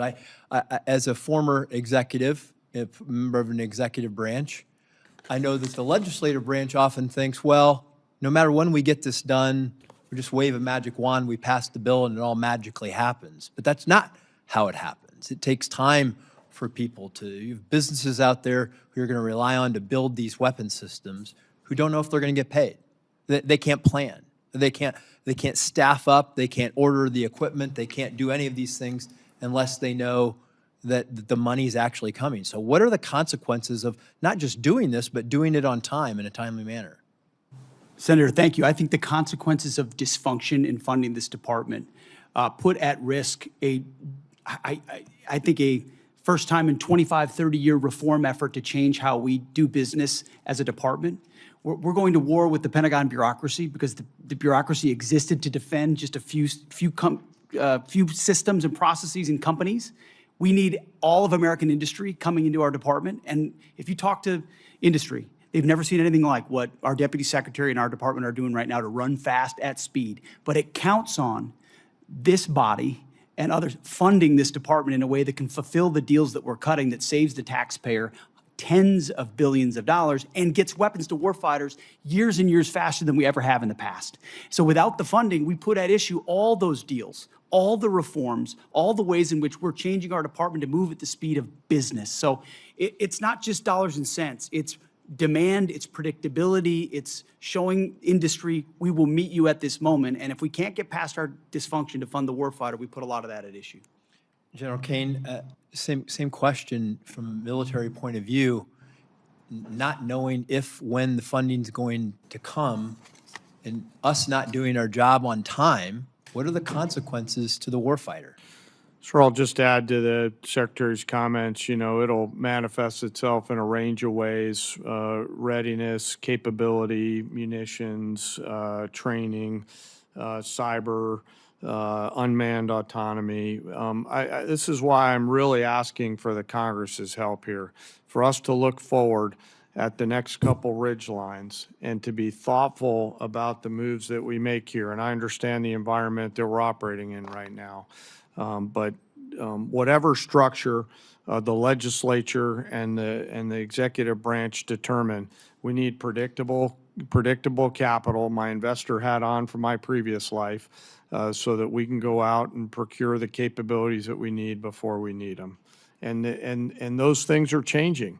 You know, the advancement of small drones and things like that, we're going to have to make sure that we stay very close with the Congress so that as technology develops at a speed that we haven't seen before, that we're staying very close and partnering with the Congress to enable us to adaptively use that capital with the appropriators' buy-in so that we're arming the force properly.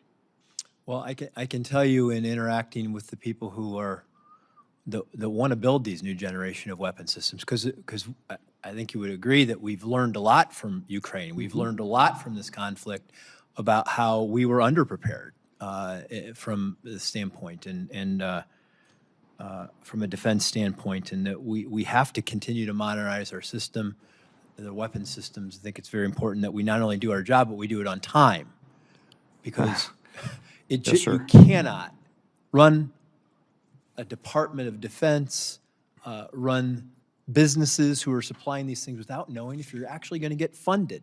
Because the whole supply chain, the workforce, everything gets held up when we don't get our jobs done on time. So, yes, sir. I used to work in the private sector for a company that was headquartered in Piqua, Ohio. And those leaders told me, your entire job, Dan Kane, is to deliver quality parts, or in this case, weapons, on time with shorter lead times and lower costs. And part of why I'm so passionate about this is because I see how this capital, if the Congress chooses to give it to us, will manifest itself in real combat capability, lethality, and survivability for our joint force. Thank you, and thank you, Secretary Rollins, for coming to Ohio meeting with all of our ag leaders. It was great. Thank you, Madam Chair. Senator Gillibrand. Thank you, Madam Chairwoman. Secretary Hegseth, you're requesting billions of dollars in supplemental funding for a war that you said would last for weeks, and that the president has no plan or ability to end. At the same time, this still unauthorized and extremely unpopular war has caused gas, diesel, fertilizer, and other essentials that New Yorkers and our farmers need across the country, and has become much more expensive. So how do I go back to New York, and what would you say to them who are seeing their health care bills rise because massive cuts to Medicaid? They've seen their grocery and gas bills rise, and this unpopular and unauthorized war abroad is a higher priority to this administration than their ability to feed their families and provide health care to their loved ones who are sick.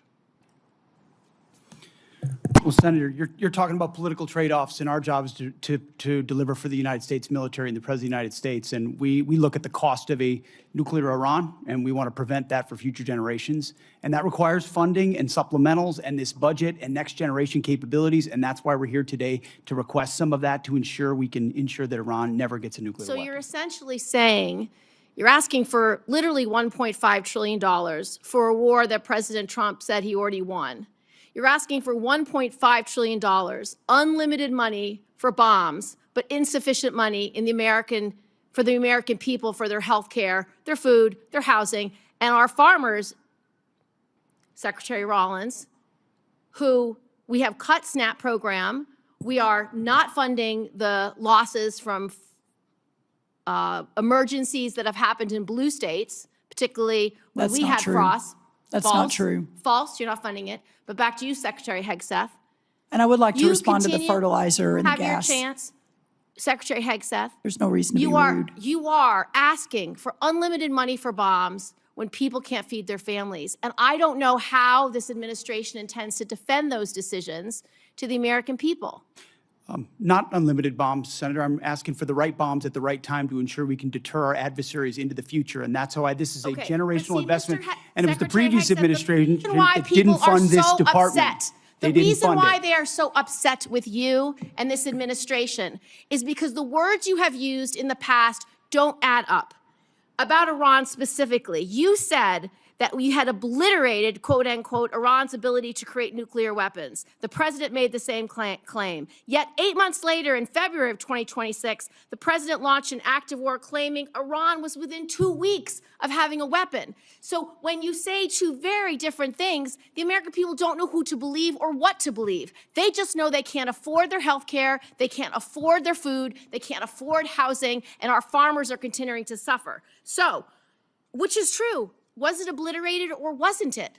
What's the status? The nuclear sites under Midnight Hammer were obliterated, but Iranians foolishly continued to attempt to pursue nuclear capabilities, which is why we destroyed their defense industrial base and so many of the other capabilities to ensure they can't get to a nuclear weapon. See, we're staying laser focused on the objective, and you're trying to make campaign commercials. No, we're and not. that's fine. So listen to this. You also say that you made the missile program, quote, destroyed and made combat ineffective, quote, Iran's entire ballistic missile production capacity, every company that builds every component of those missiles has been functionally defeated and destroyed, and that the missile program, existing stockpiles were depleted and decimated, almost completely ineffective. So why are there missiles left to hit Jordan and result in the loss of life of our brave men and women?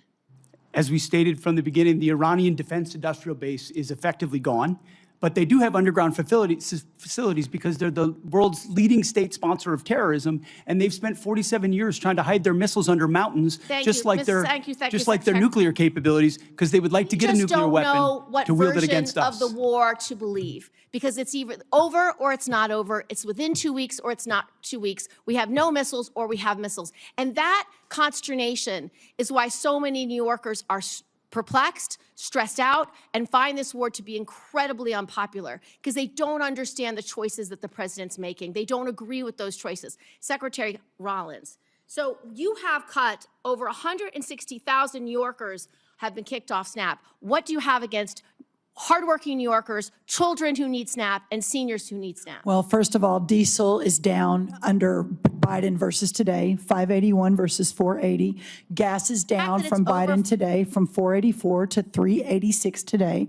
Fertilizer is down 56% from Biden highs. Prices so this are narrative higher than that when you took using, office. All of those prices are higher than when you took office. So you are not that making is life not better true. for That New York is not farmers. true, Senator. And let me tell you what New York is stressed out about is the fact that your state is taking prime farmland and turning it into solar farms. That is absolutely inexcusable. For New York farmers, you will see I have visited that the New York smart farmers farms do two both. times. Do Two both. times in Senator's upstate New time York. has expired. Thank Senator you. Bozeman. Thank you, Madam Chair, very much. And thank all of you all for your service to our country and our national security. And I think it's easy for the public to understand how you, Mr. Hegseth, are, your contribution in the position you're in general, Kane, the position you're in, but some don't understand the position that our Secretary of Agriculture's in. I gave a presentation a couple of years ago when Senator Rubio was over here in the middle of it. I was talking about agriculture. He punched me and said, John, always tell them that food security is national security. Now Senator Cotton, who's head of the Intelligence Committee now, is taking his place. He's doing the same thing. So again, what we're talking about today is very, very important to our country. Right now, we're in a generational crisis.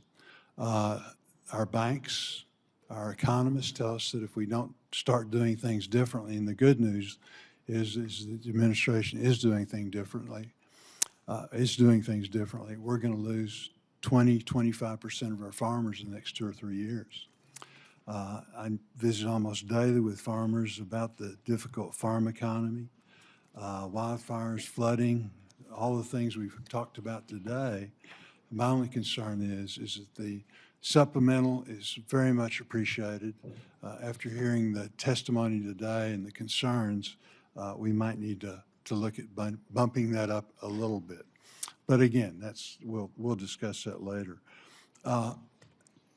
The supplemental, though, the supplemental assistance is important in keeping our farmers going, but it's not the answer. Will you just reiterate again what we're trying to do? We're trying to give farmers a bump, an edge to keep going until the programs that we're putting in place now kick in. You mentioned fertilizer, you mentioned E15, you mentioned value adding our products, both overseas, finding new markets. Can you talk a little bit about that, the importance of not only the supplemental, but again, what we're doing in conjunction with that so we won't have supplementals in the future? That's exactly right. The effort to bring the cost of inputs down is real. Fertilizer, seed, labor, interest rates, et cetera, number one. And if we can just get inputs back down to where they were in Trump 1, we're going to have a remarkable recovery in farm country. But then you add that to the 19 new trade deals, more coming online every day, the record-breaking exports that we're going to see in a lot of our row crops, but also in dairy and tree nuts and others. That's going to be a game changer. Then you look at expanding the domestic market, as you talk about, whether E15, obviously all of the biofuels. We've already seen corn and wheat hit record highs, or the highest number for the year after announcing the new renewable fuel standard. So we're seeing some pretty incredible movement in the right direction. Then you marry that to all of your work under the Working Families Tax Cut Act, the new reference prices that under the last administration couldn't get a farm bill. You all did that with the president's leadership. The first time we're going to increase reference prices in more than a decade, combined with a $250 billion investment in rural America, the largest investment in rural America in American history. This Congress did that with the White House's leadership. All of that together is going to change the trajectory for the long term of farming and ranching in America. But to get to that point, that's why this supplemental is so very, very important. Madam Secretary, I have a letter from Farm Bureau that I want to put into the record that just outlines requesting relief to sustain America's farmers and ranchers. Secretary Hegseth, General Kane, one of the things that we're concerned about is that in the military construction aspect of things, we're really not asking for that in the supplemental. I know that the success of Operation Epic Fury, particularly for our missile interceptors and short-range aircraft, really basing was a large part of that. Can you tell us how we can help you, again, try and plus up our military construction in some way so that we're not going to be faced with this in the future, trying to double up? Senator, I think by Congress finding the ability to meet up to close to our the totality of $1.5 trillion means we're not making the kind of trade-offs this department has made now for decades. Those are the types of things, construction, maintenance, that fall off when trade-offs occur. And so you dig the hole even deeper. And what this budget does, first of all, it fully funds the UPA list, which is the unfunded priority list of PACOM, a priority theater, and then it gets at every single substandard barrack that we have across the department. So we're funding the military construction in a way that we've never done before to get out of the hole that we've had for a while. Very good. Thank you, Madam Chair. Thank you, Senator Bozeman. To the very patient Senator Baldwin. Thank you, Madam Chair and Madam Vice Chair.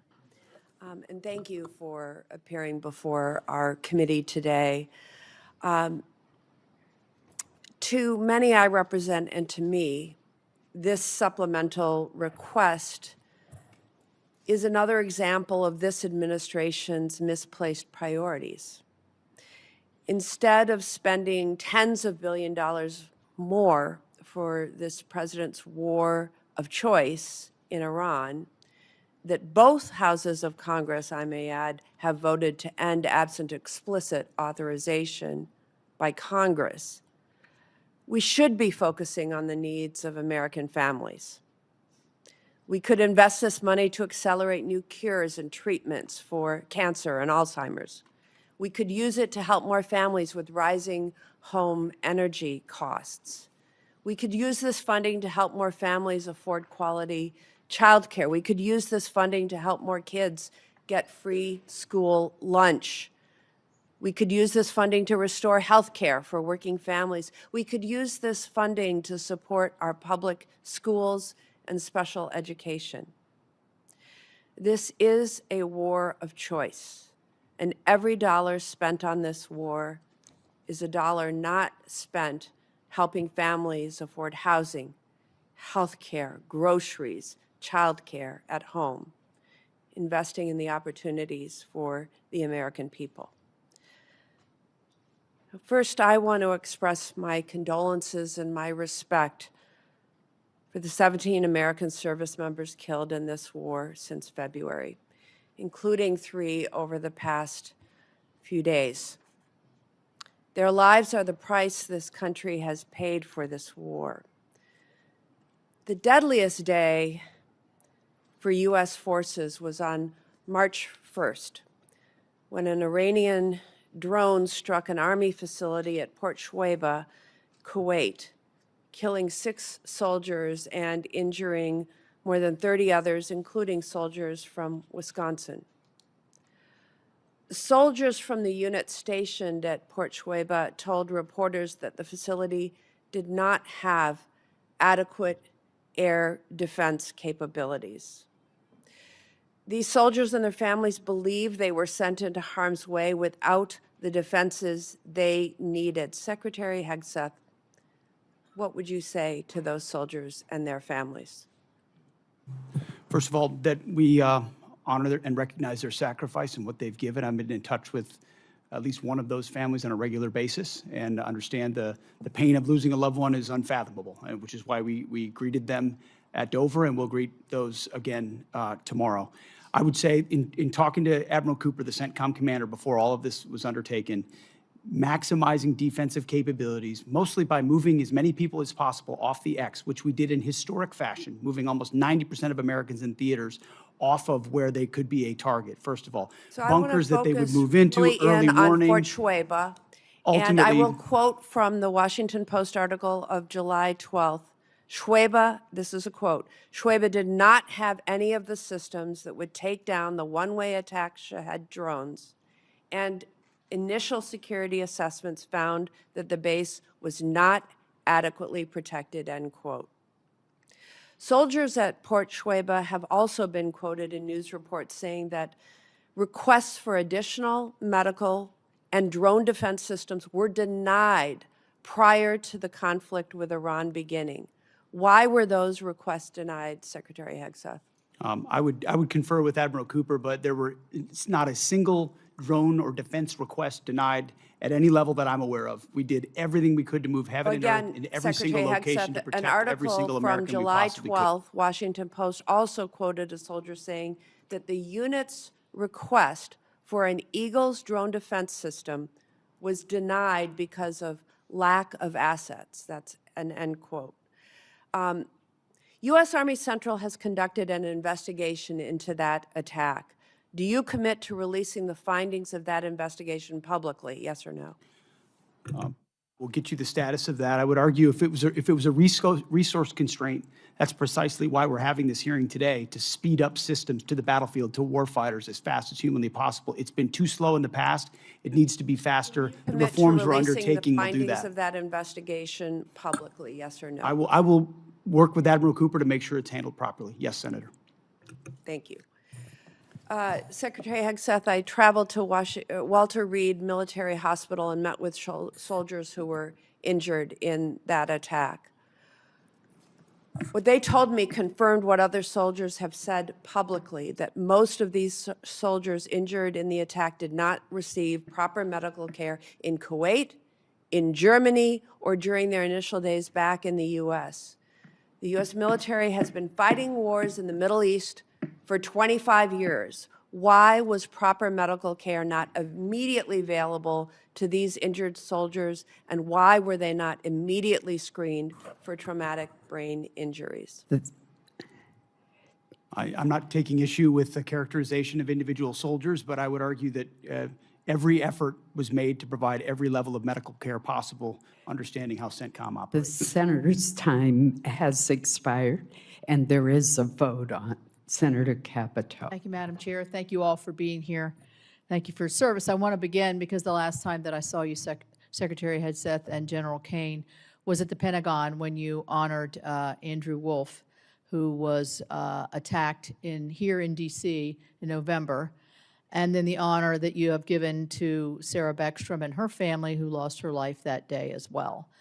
I know that you've been in constant contact with Andrew and his family, and you also know that the great faith that they have in the Lord above is what's really brought them to the point where they are now. So let's keep them all in his prayer. I am interested in Senator Baldwin's question because I do have a soldier from West Virginia who is making a very similar complaint. So whatever follow-up we can do, I would like to do that. I'd also like to recognize the three most recent service member that we lost, because we talk about them as service members and soldiers, but I haven't heard them say their name, and they're so young. First Lieutenant Tyler James Freehan, Private Isabella Gonzalez, and Sergeant Michael Swinton. You will be, greeting their families and, unfortunately, their caskets as they come forward tomorrow. So my question is, we've heard a lot about why we shouldn't be voting for this supplemental, or questions as to, is that really necessary, or why? I guess my question, General Kane, is what's the consequence of not passing this supplemental? Where do you see that hitting us most deeply? Yes, ma'am. It will manifest itself in a few different places. Most significantly, it'll be in military personnel related matters. We'll figure out how to pay soldiers and sailors, but that would be a strain. Operations and maintenance costs, and then the ability for the department to take some of this capital and wisely invest it in future combat capability and things like AI, UAS, counter-UAS, hypersonics, and space.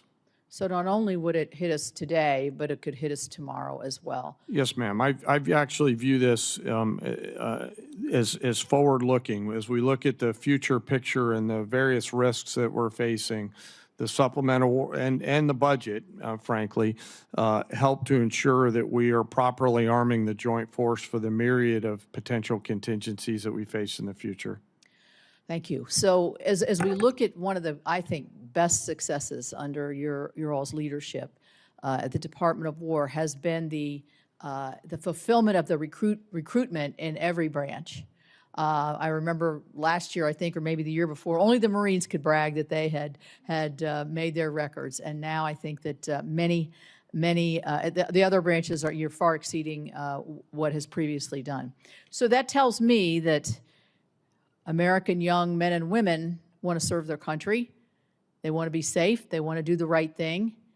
So how does not funding them, and if they think that their salaries may be short, or we're going to have a continuing resolution, or we're going to shut down the government, how can this chill what has been one of the greatest successes, I think, in terms of not just today's force, but the force of the future? And Mr. Secretary, I'll ask you to answer that question. Well, in a brass tack sense, this $1.5 trillion budget in its totality sees a 7% pay raise for junior enlisted, 6% for your NCOs and junior officers, and 5% for senior officers. So it's significant reflection of the value we place on top of the other increases that Congress has provided them. If we were to have to, and we're going to do right by the troops, we're going to make sure they get paid, but it's going to put strains on training and readiness and all the other aspects of O&M over time, which makes its way down to the unit level. When you're saying we're focused on training and readiness and lethality, but we have to cut back on training because Congress can't get the money we need to the department, that's discouraging at every single level. And when young men and women join this War Department, we want them moving immediately into the training pipeline at the highest possible level with the best possible equipment. And they've seen that thus far, and that's led to historic recruiting momentum We need to keep that momentum Yeah, going. and I would say that it could have the reverse effect. If this is troubled waters here and lack of confidence, which we see on the other side of the aisle there, and questions that I think wouldn't be asked if it were not of a political nature, we're going to chill our recruiting efforts here for our young people as they look forward to serving their country and becoming that patriot they want to be. You're right. Or return to the valley under the Biden administration, where not only did they not meet the goals, but they had to lower the goals and then didn't meet the lowered goals. And then now we don't have the readiness we need as a force. Thank you very much. Thank you all very much. Thank you, Secretary of Agriculture. I'll get to you another time. Thank you. Senator Murphy. Thank you all for being here today. Secretary Hegseth, the American people either didn't want this war from the start or were deeply skeptical of this war because they have seen this country make the same mistake over and over again in wars in the Middle East, and that is to create either unrealistic or open-ended objectives. You said in March that the United States was, quote, on plan to defeat, destroy, and disable all of Iran's meaningful military capabilities at a pace that the world has never seen before. Obviously, as we've discussed here today, that objective has not been achieved and is not going to be achieved. Iran is adept, more adept than even at the start of the war, at hiding their capabilities or repairing after damage we have done. There's an open report that when it comes to their missile sites along the Strait of Hormuz, 30 of 33 are still operational. I wouldn't believe all the open reports, Senator.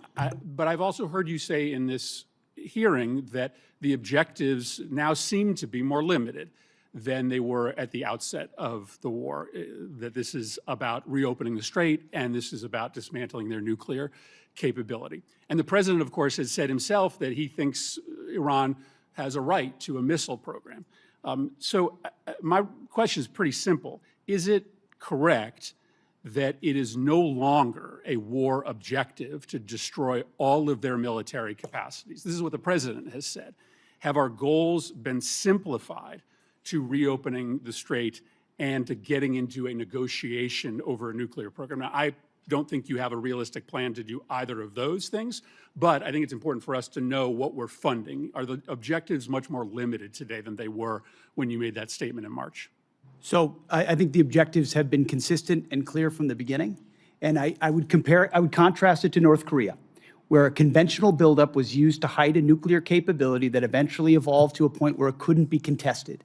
And what Iran continued to do, even after Midnight Hammer, was try to build that conventional capability to dare anyone to stop them from pursuing nuclear weapons. So getting after their conventional capabilities, missile launchers, defense industrial base, their Navy, was all part of it ensuring they can't blackmail us into pursuing a nuclear capability. Laser focused on Iran will never have a nuclear capability. That's the promise the president has made and that he will keep in every way. I think it's important. So it is still a war objective, either through military action or through a diplomatic agreement, to destroy and disable all of Iran's meaningful military capacities, including their missile program. As far as all, when we talked about that from the podium at the outset of this, we were talking about their defense industrial base. And if you look at the metrics of their ability to make more, that it's been overwhelmingly destroyed. Not everything, but overwhelmingly. Now, do they have missiles in underground bunkers because they're a terror state? Sure they do, and we've acknowledged that from the beginning. Yeah, but their capacity is less today than it's ever been They as a nation. obviously have significant capacity to effectively disrupt the entirety of the Middle East and oil flows out of the Middle East, and that's not going to change. Let me ask you one more question. This is a request for supplemental funding because you don't have the funding in your base budget to do what you need to do, which makes questions about the base budget relevant. There's been a lot of attention, Mr. Secretary, on the modernization of a luxury jet that was gifted to the president by the government of Qatar. Reports suggest that maybe as much as $1 billion in your base funding, an extraordinary amount of money, has been used for an upgrade, and the plane is back in the shop for a second upgrade. As far as I can tell, never before has an administration not made public the amount of money for an upgrade or a construction contract on a presidential airplane. Obviously, we don't need or want disclose the details of that upgrade, but never before have you withheld from Congress and the public the total amount of money. I think there are two really important questions here. One, will you make public the amount of money that you are spending to upgrade this plane? And two, can you commit to this Congress and this committee that the president isn't going to take this plane with him when he leaves office? The only thing more insulting to the taxpayers of spending money on a jet they don't need would be for the president to take it with him, to take it out of our military inventory when he leaves office. Say the Air Force has done an incredible job making that a capable jet that ultimately, but its capabilities and investment are classified and shouldn't be talked about in a That's public not what I'm setting, asking. considering Will the you make security of the amount President of the money? United Will you States. disclose the amount of money publicly? I would imagine as part of the regular budget process, that's something that we would look at. And will you commit that the president will not take But you have this to look jet? at the classification level of certain things that are not devolved for reasons of national security. Will you commit that the president will not take this jet with him out of federal inventory when he leaves office? That's not a decision for necessarily me to make, and ultimately we're grateful to have it in the fleet for the Air Force to protect the President of the United States. That's a deeply Senator unsatisfactory Peters. answer to the American public. Senator Peters.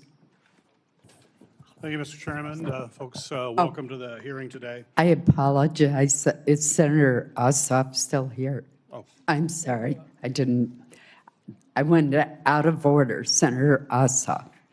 I'll yield my time to Senator Ossoff. Thank you.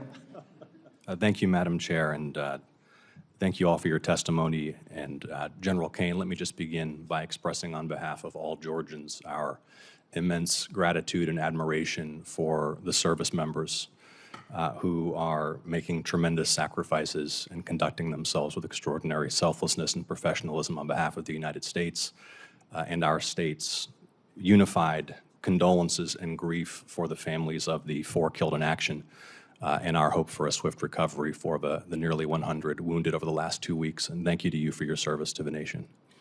Mr. Hegseth, you're requesting roughly $68 billion for the department through this supplemental, correct?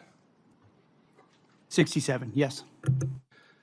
And yesterday, your department stated publicly, quote, U.S. forces struck Iranian military command centers, maritime capabilities, missile and drone launch sites, and air defense systems to degrade Iran's ability to continue attacking commercial vessels. That was a press release from your department. Is that a broadly accurate characterization of ongoing operations?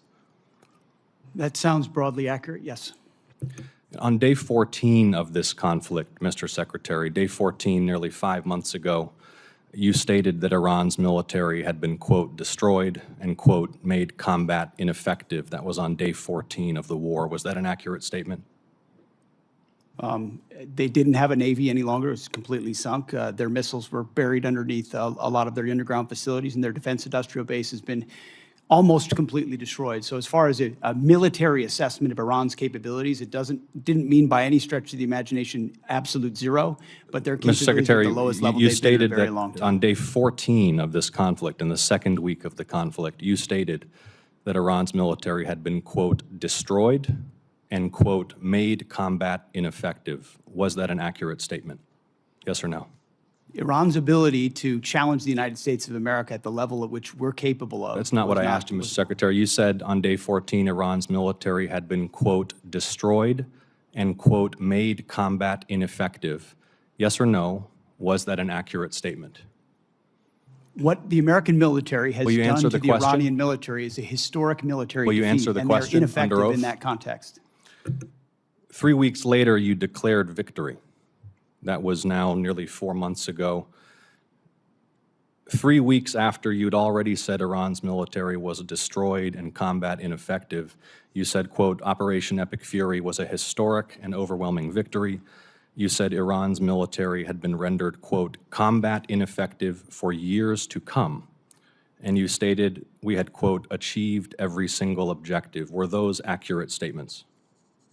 It certainly was, on behalf of the men and women in uniform, a historic military victory over Iran. Had There are Iran's other- military been rendered, quote, combat ineffective for years to come? That was They a had statement that you made 4 months ago. They had 160 naval vessels You in need the to Blue answer the Water questions, Navy, Mr. and they're gone. Secretary. Their You Air said- Force you is said 4 months completely ago- combat you ineffective, and they said don't 4 have a months defense ago- industrial base. Excuse So me, Mr. describe to me a Secretary. country that doesn't have an Air Force, a Navy, or a defense industrial base, and Mr. I will describe to Secretary- you a country that does not have an effective Mr. Secretary, military. you It can stated- lob missiles. Mr. Secretary, you stated missiles, 4 but it's months not a ago combat-effective that Iran's military. military had been rendered, quote, combat ineffective for years to come. Has Iran's military been, for the last 4 months, combat ineffective? It's been set back not just years, but likely decades. You stated we had, can't quote, build at the level it did before, and not you even stated close. we It doesn't had, mean it quote, doesn't have capabilities. Mr. Secretary, you stated we had, quote, achieved every single objective. Was that an accurate statement 4 months ago? The main objective of this was to ensure that Iran never gets a nuclear weapon. Their main sites were obliterated. We're watching over them, and we're holding that issue. If they don't give them up at the table, there's other ways we can take them away. Early in the conflict Iran will on never day have a 3, nuclear Mr. weapon. Secretary, early in the conflict, day 3, you said one of those core objectives was to, quote, destroy the missile threat, and as you restated on day 5, to, quote, obliterate Iran's missiles and drones. Those were clearly and repeatedly stated core objectives of the campaign, which 4 months ago you declared had been completed victoriously with every single objective achieved. Were those objectives achieved 4 months ago? No one ever stated that every single missile was gone. Ultimately, combat ineffective means they're not able to dig them out of their UGFs and shoot Had at the us. missile It threat doesn't mean they been don't defeated have 4 underground months facilities ago? where they put missiles in them and hold on to them because they're the world's largest state sponsor of terrorism. So we never expected they would stop having capabilities to shoot. The question is at scale against an opponent like the United States of America, which went toe-to-toe with them and Iran couldn't. You stated on March 8th, day 9 of the war, on 60 Minutes, you assured the American people of Iranian surrender. Does that remain your prediction? Ultimately, Iran will never have a nuclear weapon to threaten the United States of America. That has been the objective, and it remains so. So just to review, you will not answer whether your statement made on the 14th day of the war that Iran's military had been, quote, destroyed and made combat ineffective was a truthful statement to the American people as you sit here and ask for tens of billions more The for the conflict. senator's time has Had a expired. historic and effective military campaign against the largest state sponsor of terrorism. Won't and will answer the ensure they question. never Senator get a nuclear Peters weapon, Senator. is recognized. Thank you, Madam Chair. And thank you to our witnesses here today. I want to begin by first echoing my colleagues' comments that we've heard throughout the hearing here, and join them in mourning the loss of American service members who were killed in action these last few days. My thoughts are with their families, with a service member who remains missing, and with all those injured during the strikes. And I will continue to pray for their families. Secretary Hegseth, over the course of the war with Iran, I have repeatedly expressed concerns regarding the administration's lack of a winning strategy and repeated contradictions about the state of the war. It frankly doesn't help that you and your president continues to mislead the American people. You and the president have repeatedly said that the war, as we've heard over and over again, is almost over or already won. In fact, the president alone has said the war is almost over more than 30 times. On March 1st, the president said, we'll be done in 4 or 5 weeks. On March 9th, he said the war was very complete. On April 8th, he declared total and complete victory, 100%, no question about it. On the same day, you declared Operation Epic Fury was a historic and overwhelming victory on the battlefield, a capital V military victory by any measure. And yet today, July 21st, we have soldiers whose remains are sadly going to be returned to their deeply grieving families tomorrow. Clearly, the war is not over yet. After months of conflict, our strategy to win remains unclear. I have long said the United States has the strongest military in history in the world, and I have no doubt that our brave service members can execute any mission and prevail in any battle. But without a clear winning strategy, we're at risk of being in another forever war that'll put our service members in continued harm's way and continue to cost taxpayers billions of dollars. Secretary Hegseth, despite your failure to win this war, you are back now before Congress asking for almost $70 billion in additional funding.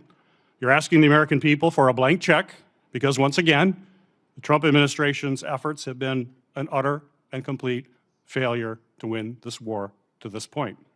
So my question for you, sir, is how is your strategy different than what we've seen in the past?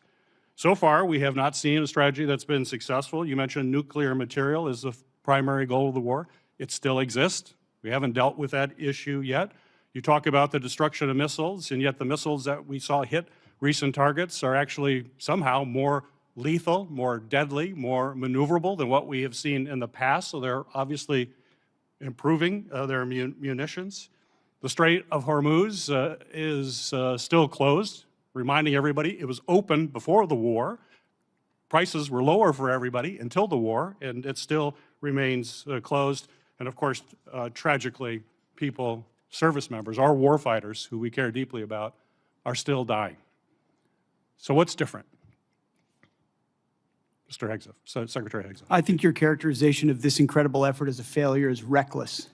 And I think it's irresponsible. And I think it smears the sacrifice of the troops that are out there making on behalf of the American people to ensure that Iran never gets a nuclear weapon. Shame on you and others who call this a quagmire and a failure, and then you want to turn around and say you support the warfighter. Either you do or you don't. Is the nuclear material still there, I sir? can get you a ticket out to CENTCOM and talk to what those Americans are doing, and how committed they are to this effort, and how they want to ensure that Iran never threatens their families with a nuclear weapon. That's the kind of intensity that our warfighters have about making sure that Iran isn't capable of doing that. Secretary Hegseth, if you listen to my comments, you would have heard me say how amazing our warfighters are. I heard failure. And the word heard, I heard exactly what you said. I will tell you how I use the word failure, because I use the word failure to their leaders. You, sir, are the failure, not the men and women who are on that front line, not the men and women who hold up their honor with distinction.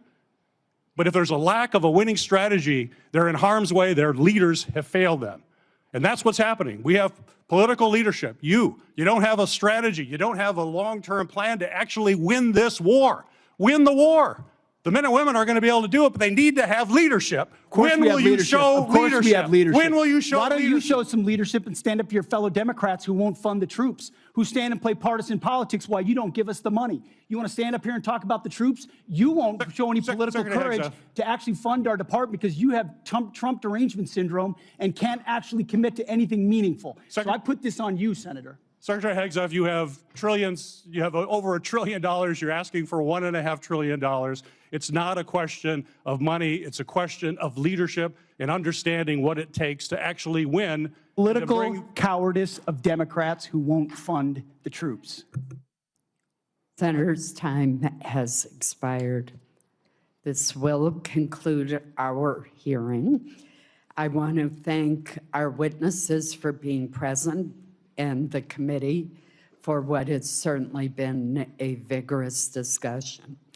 For any senators who wish to submit additional questions for the record, those questions will be due in 7 days on Tuesday, July 28th by 5 p.m. I'm going to ask the Vice Chair if she has any final comments. I do very quickly, and thank you, Chair Collins. This was really an important discussion about the state of this tragic and disastrous war and how we should be spending Americans' tax dollars on families instead of this President's war of choice. Unfortunately, this hearing has done exceptionally little to justify the President's request or to instill confidence that this administration has an exit plan or a strategy to end the war. This war has cost us a lot. The last thing we should be doing is rubber stamping another $70 billion to help Trump keep it going. Thank you, Madam Chair. Well, Vice Chair Murray, I'm compelled to respond to your comments by pointing out that it is the duty of this committee to have a hearing when we have this kind of supplemental request. And so I do appreciate I think that your comments was not appropriate. This hearing is now adjourned. Thank you.